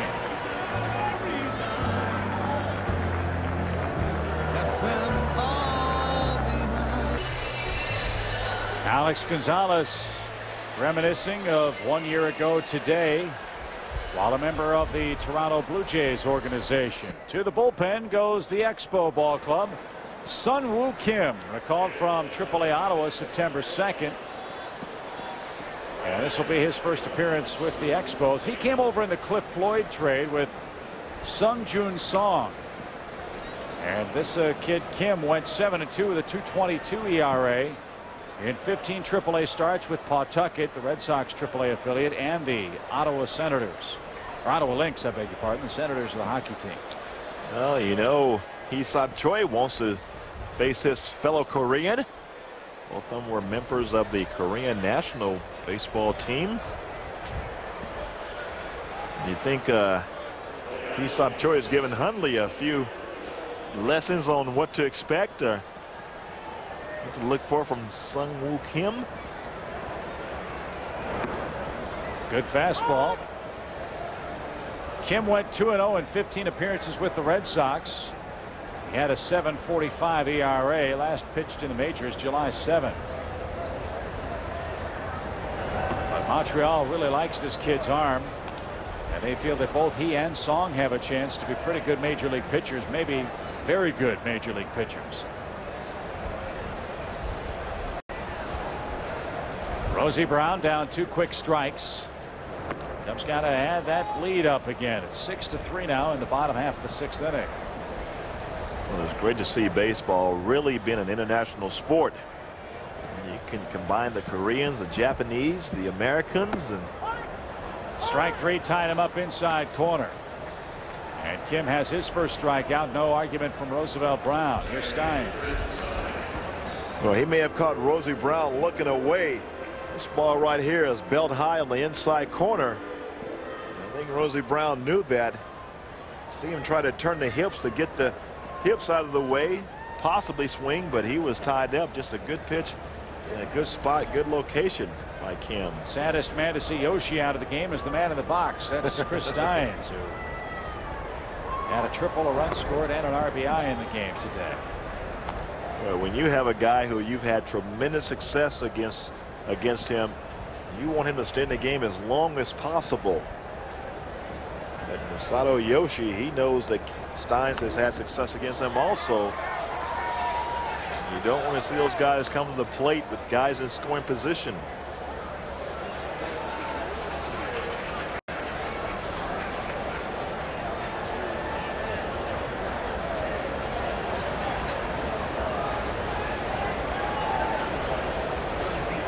Base is clear for Steins. Good breaking ball. You can see why they like this guy. He's got good stuff. Yeah, he's got a great movement on his fastball. It's like a sinking fastball.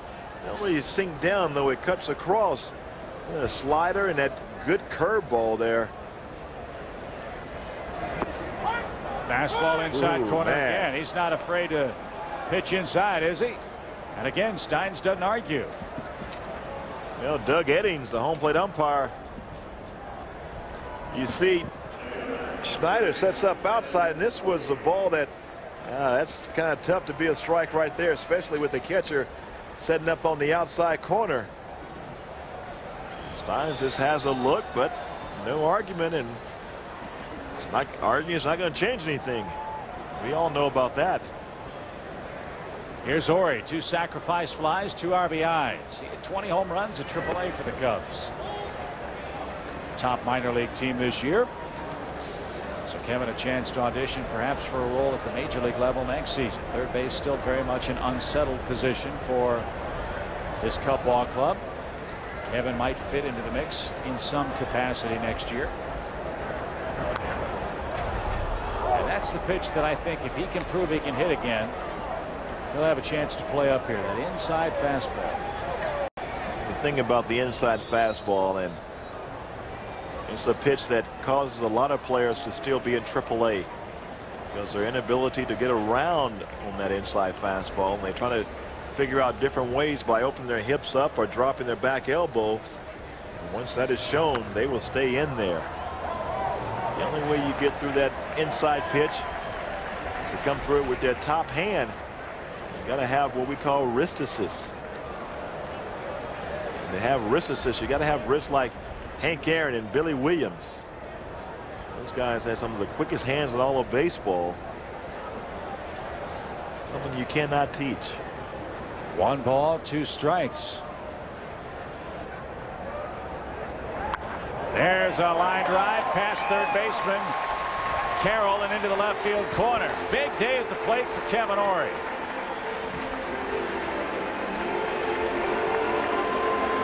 It's tough to teach, it's tough to say, but his wrists were active that time. Well, his wrists just came around, and this was a breaking ball from Kim. And that's what you do here. You speed the bat up when you see a guy really has problems with an inside fastball. You do him a favor by throwing him a breaking ball. You speed his bat up. And that's not how the defense is playing him. And Kevin Ory, 1 for 1 with 2 RBIs and a double. They'll intentionally pass Girardi and take their chances with Bennis, who waits on deck. Wise strategy. Montreal is within 3 runs now as we get set for our 7th inning of play.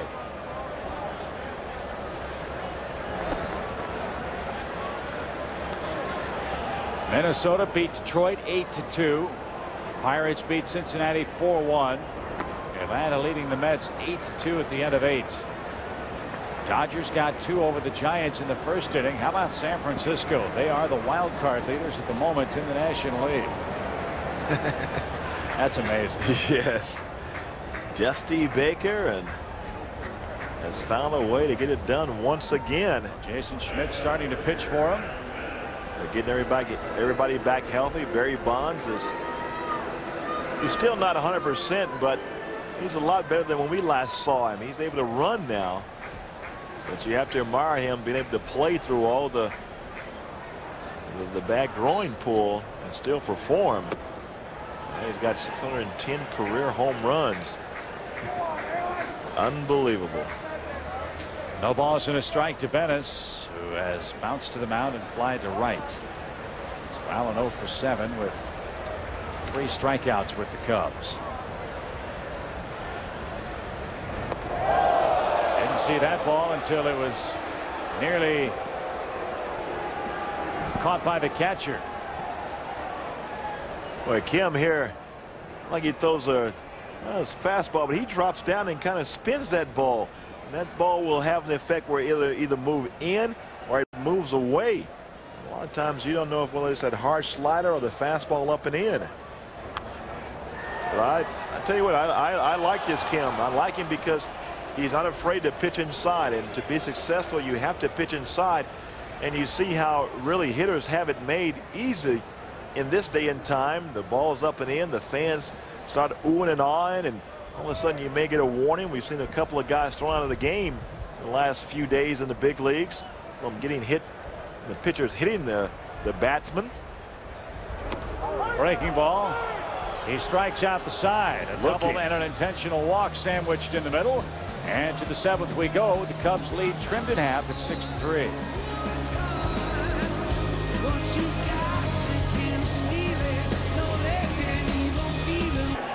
We go to the 7th inning. It's 6-3 in favor of the Cubs, who make a couple of defensive changes. Mark Bellhorn now moves over to second base, and Alex Gonzalez is in at shortstop as Bennis will go to work with a 3-run lead in the 7th. Gonzo getting half a day off.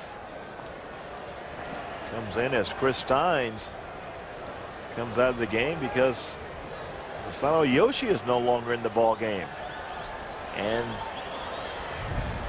the ability of Mark Bellhorn to play a few positions as he moves across the field to second base. If the Expos want to help even up the exchange rate, they can leave Kim here. That guy's filthy. Well, he called 3 guys, all 3 Cubs looking for calls 3rd strikes. But tell you what, it's my first time seeing him. I'm impressed with him.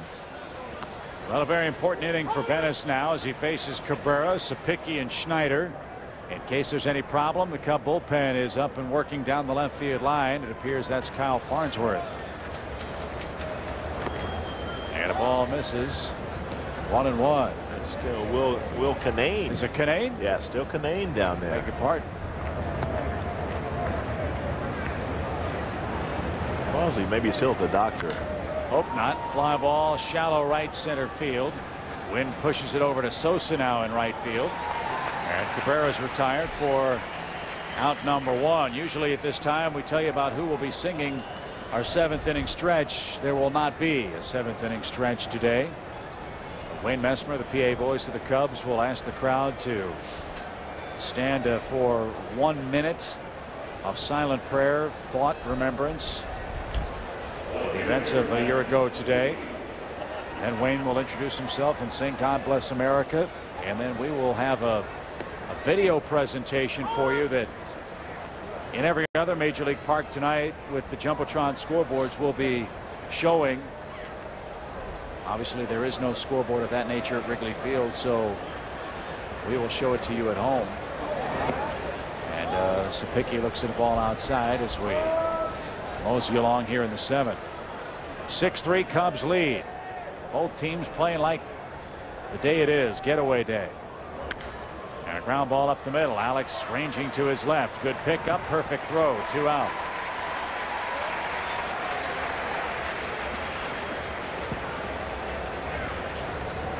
It always happens as soon as you get into the game. One of the first 2 balls that are hit usually comes to the guy that just come in.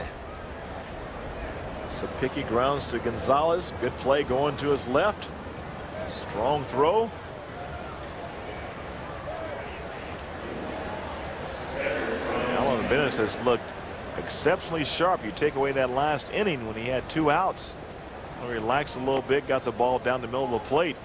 Other than that, he has just been hitting his spots, getting ahead of the hitters, making them hit his pitch. 1 ball, no strikes to the Montreal catcher Schneider, who drives that ball to left, and that ought to be caught easily by Brown, and it is, and that will retire the side. 3 up, 3 down in the 7th inning, and Wayne Messmer is here for a very special 7th inning stretch. Ladies and gentlemen, at this time we ask that once again you please rise and kindly remove your caps as we take a moment to remember the men and women who lost their lives 1 year ago today. Their families, friends, co-workers, and all Americans continue to hold them deep in our hearts. At this time, join us for 1 minute of silence in their memory.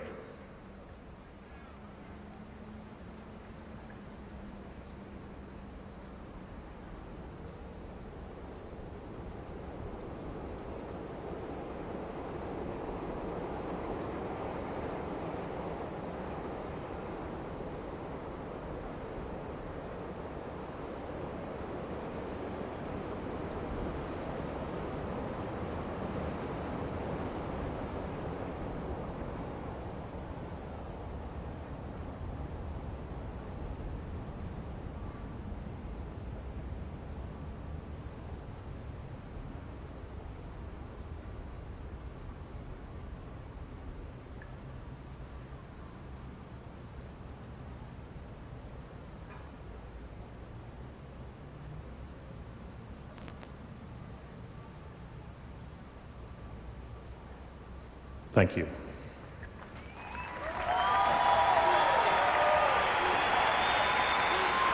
And now please remain standing and join along with me, Wayne Messmer, accompanied by Gary Pressey at the organ. And let's hear it loud and proud as we sing God Bless America.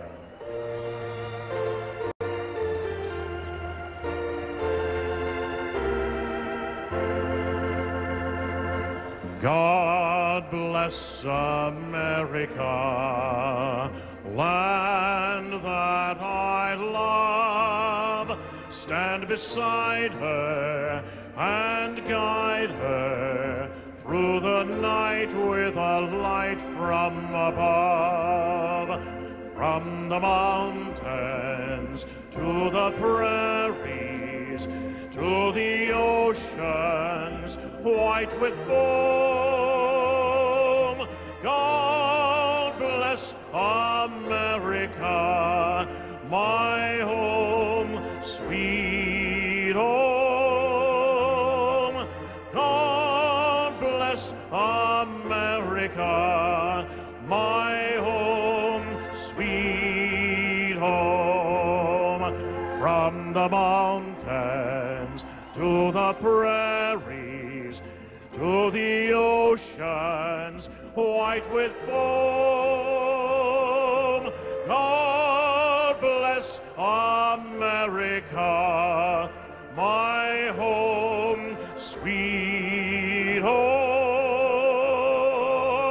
God bless America, my home, sweet home.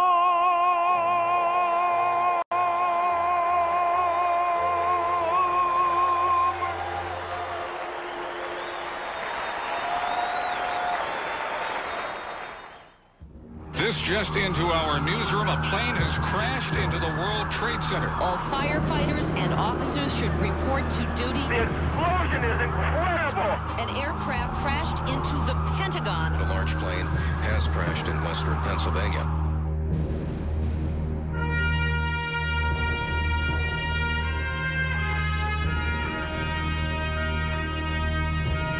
I don't know about you, but as for me, the question has already been answered. Should we be here? Yes.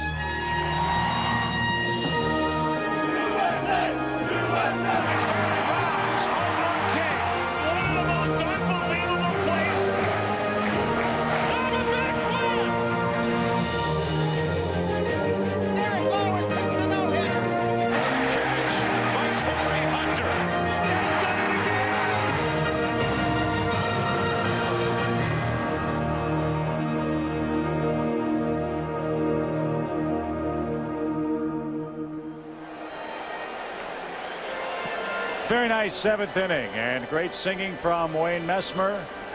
And I think that video encapsulates all that we love about our game and hopefully what this game means to you watching at home. Yes, you're right, Chip. We play on, but we shall not forget. So into the seventh inning go the Cubs, and Mark Bellhorn will lead off for the Cubs. I hope you'll understand the somewhat subdued nature of the broadcast today. It seems still so trite and trivial that we are playing a game on a day of such solemn remembrance. But again, it's what we do. That's why we're here. And whether it's a baseball game as broadcasters or players or ushers or firemen or teachers, you do have to keep going on. Go about your business. But you're right.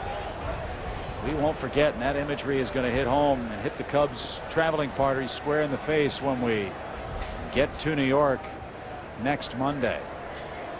And it would be my first time in New York since the event. So there's a drive deep to right field. Guerrero on the warning track, though.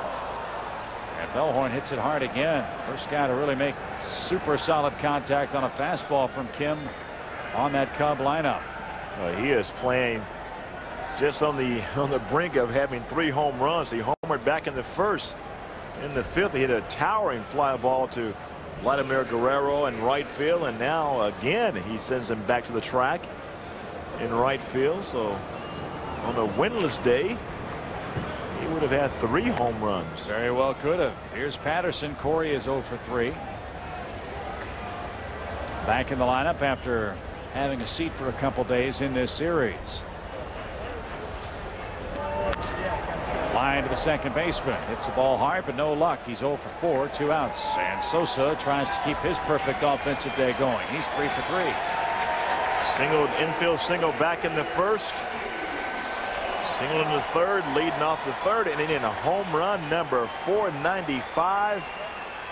With 2 outs in the fifth. Sammy has always been a guy when when the home runs come, they come in bunches. A very streaky hitter. Let's see if he can't get on one of those Sammy Sosa-esque home run paces. Well, you know, when he's seeing the ball well, he's hitting it consistently to right field. He has not done that quite yet, but considering how he had been slumping and struggling so badly, just 4 for 27. He's got 3 hits, 2 runs, and an RBI today. Ground ball up the middle. Cabrera at short, able to cleanly field this time, and he takes care of Sosa and the Cubs in short order in the 7th inning. On we go to the 8th. Will Alan Bennis answer the bell? He's thrown 100 pitches through 7 and leads at 6-3.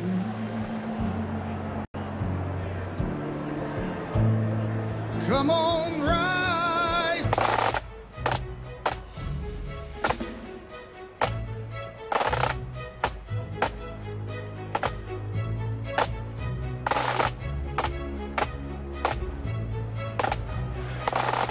Six-3 is our score. We head to the 8th inning. Joe Borowski's day has begun. He'll relieve Alan Bennis, who fired 7 innings of 7-hit 3-run baseball, didn't walk a man, and struck out 5, so he's in line to win for the 2nd time.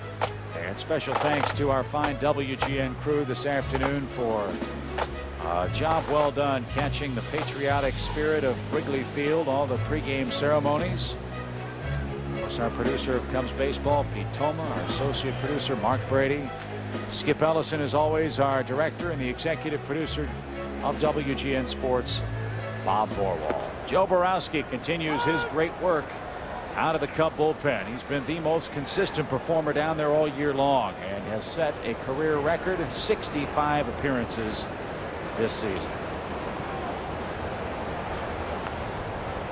Borowski 4-4 with a very fine 2.84 ERA. The thing about Joe, he's only given up 9 home runs, 83 strikeouts, 27 base on balls. The opposition is hitting 229 against him. So the thing is, he's not putting many guys on base. He's getting ahead of all the hitters that he faces. Just like that. Wow. 3 pitches and Guerrero takes a right turn. Wilton Guerrero came in a pinch hit. That was just a pinch stand because here was uno, dos, tres. See you later.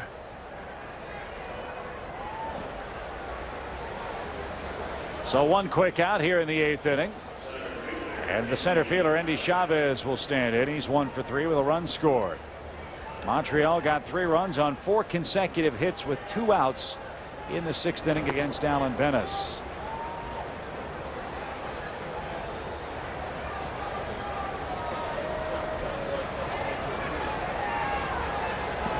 Boy, a great job by Alan Bennis to be able to bounce back from that crushing defeat at the hands of his brother Andy and the St. Louis Cardinals 5 days ago, and he lost 11-2. He has come back in 7 innings, 3 runs, 5 strikeouts. Well, when you can bounce back like that, it shows a lot about your character. That bunt attempt pulled toward Choi, flips to Borowski and late to the bag. Good speed, bunt single. Chip, I've always said, when you have a guy like Chavez, the speed he has, and we've seen it a lot with Fernando Vina, when they bunt the ball hard to the right side of the infield, the second baseman is the guy that has to make this play. One, because the pitcher cannot get there in time, does not have the speed. The first baseman cannot get the ball and come back and make the play. The only way that play is going to work is if the second baseman, you see Bellhorn, he was only about 3 or 4 steps away.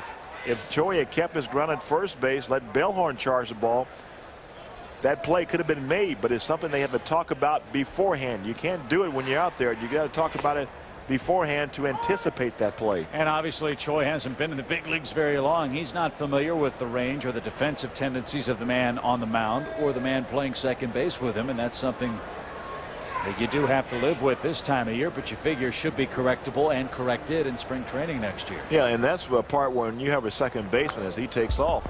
When you have a second baseman, these things will be discussed, and you have to know the hitters. And I had the privilege of playing against one of the best second basemen in all of baseball, in Robbie Alomar. And with my inexperience at first base, even though I played a few games over there, we would always talk about that. Hey, on a bunt, he would take it because he would cheat in just a little bit and anticipate that play. And I would be at first base because that's the only way that play is going to work. No balls, 2 strikes to Jamie Carroll, who's broken in with a 2-hit game in his big league debut today. The St. Petersburg, Florida native. Again, the runner goes, and Joe lost the handle, and that was stolen on Borowski. That's another area where the Cubs bullpen core has got to improve for next year. Seeing a lot of teams take liberties on the base paths. They are taking advantage of that, and that's why we've been so remiss as to why the Cubs have not been running, take advantage of that speed, because every other team is doing that. And Sean Vaz with his first stolen base, and first stolen base of many. But the way you do it, you steal it off the pitcher, not off the catcher, but it makes Todd Hundley and Joe Girardi look very bad because they can't get the throw down there. Crowd today of 20,503.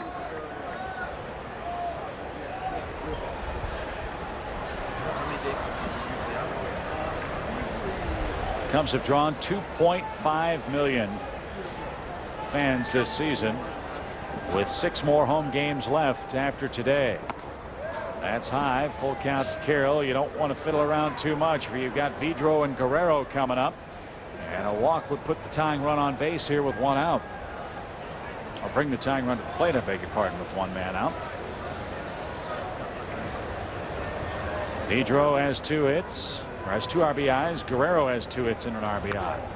And an inside out swing allows Carroll to stay alive. Talk with some other folks in the Cubs front office about this team. I think something else they feel that is going to be extremely beneficial is a very good spring training. They felt that that was an area where Don Baylor and Gene Glenn may have disappointed, in that this year's spring training was almost a, I want to say, a country club atmosphere, but there wasn't a whole lot of stressing the fundamentals. There were times in the last week and a half to 2 weeks of spring training where the veterans, where your lineup wasn't playing together every day.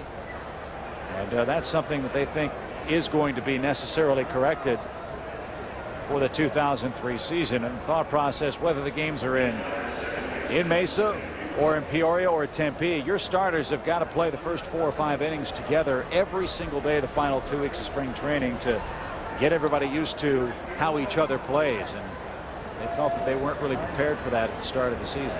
Well, I agree with that synopsis, because Moises Alou was not in there. And when you don't play together, you want to get that last week of the season, the last week and a half of spring training, and give your veterans and your everyday players at least 3 at-bats. Because now that last week you're down to, it's no longer spring training. It's time to look at game situations, and that's the feel you want to have.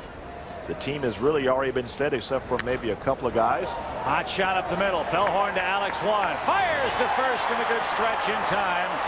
Double play retires the side. Vidro hit a rocket, but the Expos, with 3 double play balls, are erased in the 8th.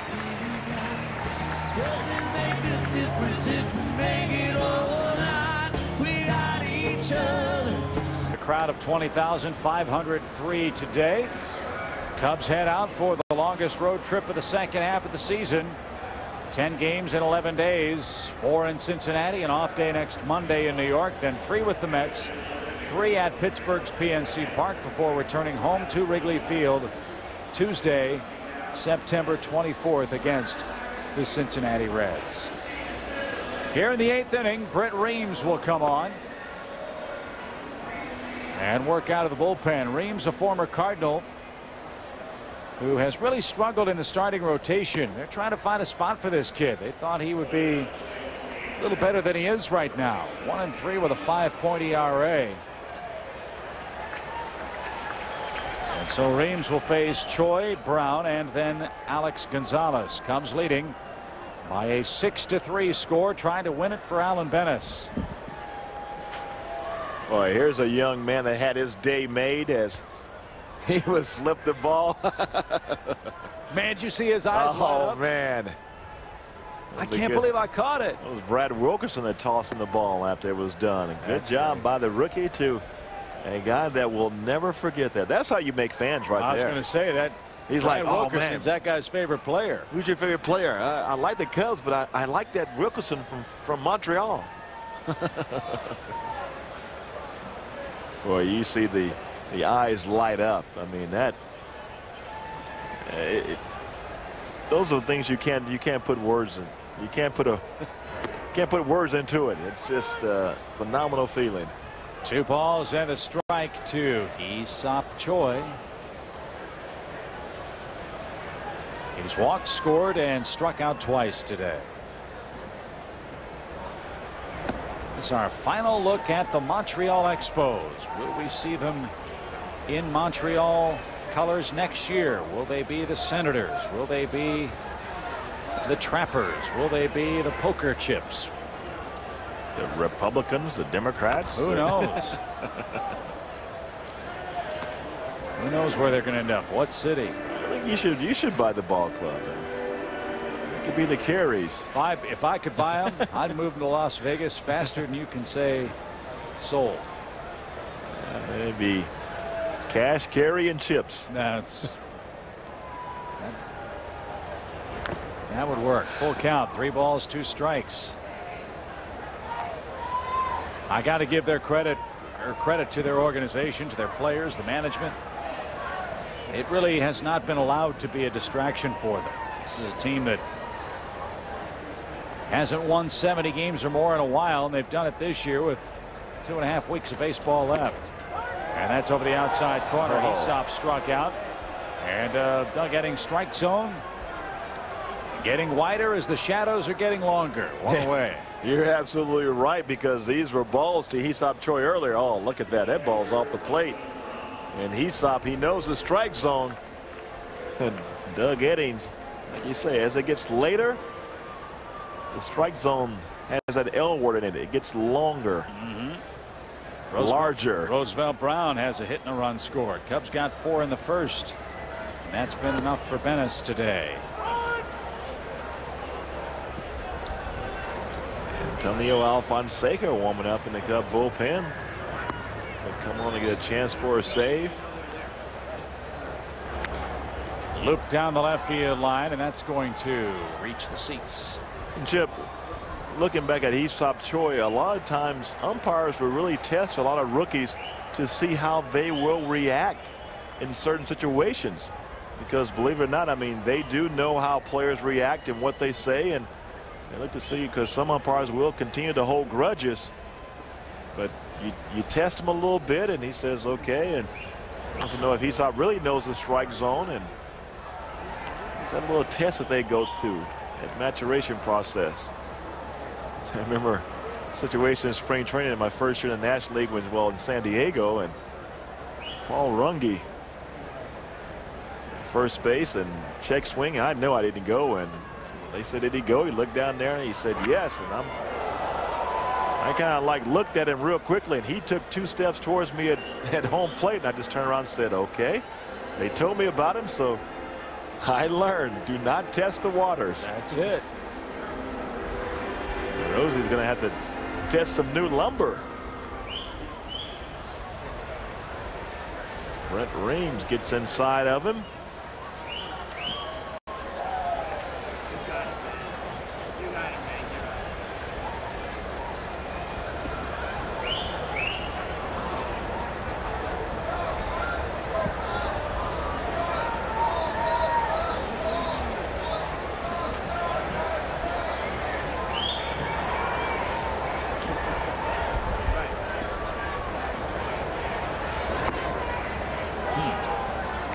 Strike a second ago. 1-2 your count.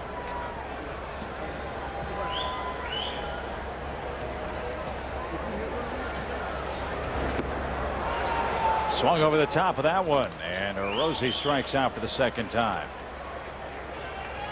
Kim and Reams with 5 strikeouts in 2 2/3 innings so far.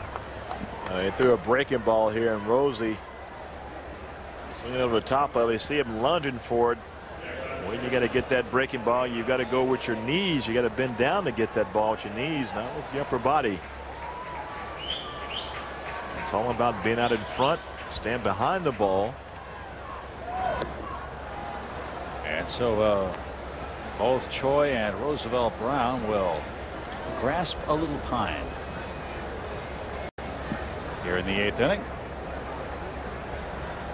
Alex Gonzalez, his first bat of the evening. And quickly he goes down 0-2. The way Kim came out firing strikes. Struck out the side and top and bottom of the 6th. And now Brent Reams looking to duplicate that feat here in his first inning of relief work. 2 strikes, bases clear, and he takes care of Gonzalez. How about that? 3 up, 3 down. Last chance for the Expos. 6-3 is our score.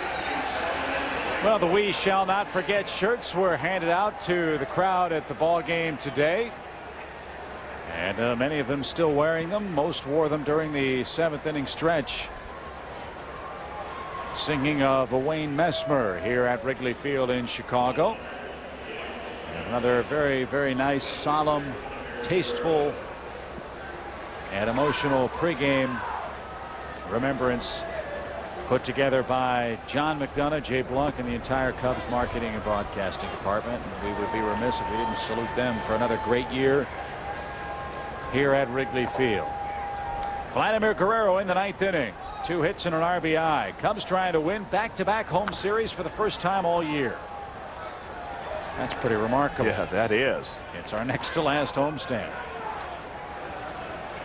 It's been that kind of year for the Cubs.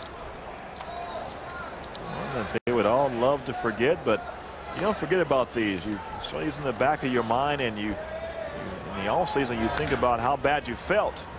Ground ball toward third. Kevin Ory takes care of Guerrero. Alfonseca trying to save it for Alan Bennis. 1 man out. Bennis will go to 2-1. Yoshi will lose his 4th straight game and fall to 4-9.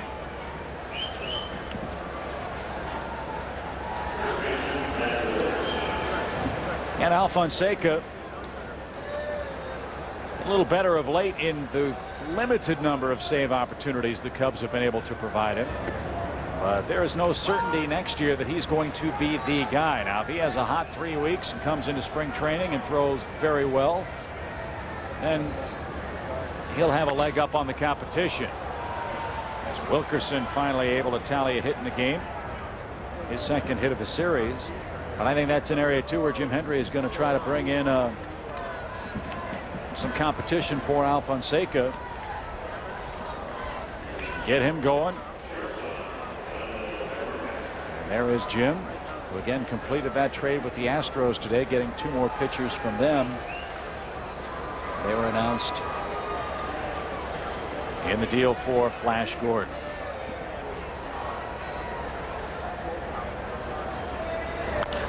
Ground ball towards second. That might end it. 4 to 6 to 3, and Choi digs it out. Alfonseca, his 18th save of the year, and the Cubs take 2 in a row, or 2 out of 3 I should say, from the Expos. Very well pitched game from Alan Bennis today. Alfonseca faced the minimum in the 9th, and 4 runs in the 1st, more than enough today against this young Montreal ball club. Joe Carter. Well, it was a great job offensively, defensively. Sammy Sosa with the home run, Bell with the home run. Alan Bennis jumping back into that win column, and the Cubs with their 2nd home victory here. Bennis beats Yoshi, Alfonseca the save, and the Cubs a 3-run victory over the Montreal Expos. Back with more from the friendly confines right after this.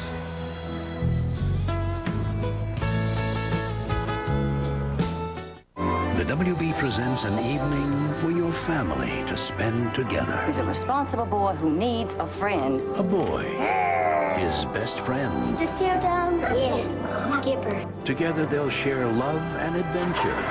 A world television premiere. Oh, no. Frankie Muniz. An evening to reflect on the values of heroes and family. My Dog Skip.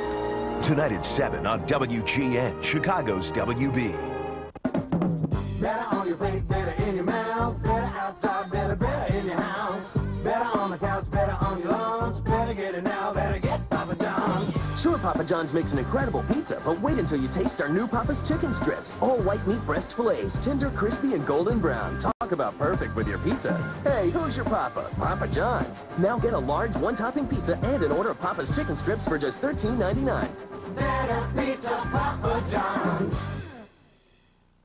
On the WB Thursday night, it's the premiere of Family Affair. Mr. French runs the house, but it's these two kids and their teenage sister who raise the roof. The WB one-hour comedy premiere, Family Affair. Plus, during Family Affair, be the first to see the WB exclusive preview of Harry Potter and the Chamber of Secrets, including never-before-seen footage. Premiering Thursday at 7 on WGN. A 3-run victory for the Cubs today, who induced 4 double plays out of the Montreal offense today. For the Cubs, 6 runs, 7 hits, no errors. Cubs left 3 on base for their 62nd win of the year. Montreal, 3 runs, 9 hits, 2 errors. They also left 3. Alan Bennis, the winner, now 2-1. Masato Yoshi falls to 4-9 with his 3rd straight loss, and Antonio Alfonseca worked the scoreless 9th for his 18th save of the year, and a crowd of 20,503 saw it in a brisk 2 hours and 21 minutes. Off we go for a 3-city 10-game road trip. 4 starting with the Reds tomorrow night. We're back at it Friday with Kerry Wood and Jimmy Haynes at 6 o'clock here on WGN Sports. For our entire crew, this is Chip Carey from the ballpark, inviting you to stay tuned. The 10th inning show is coming up next.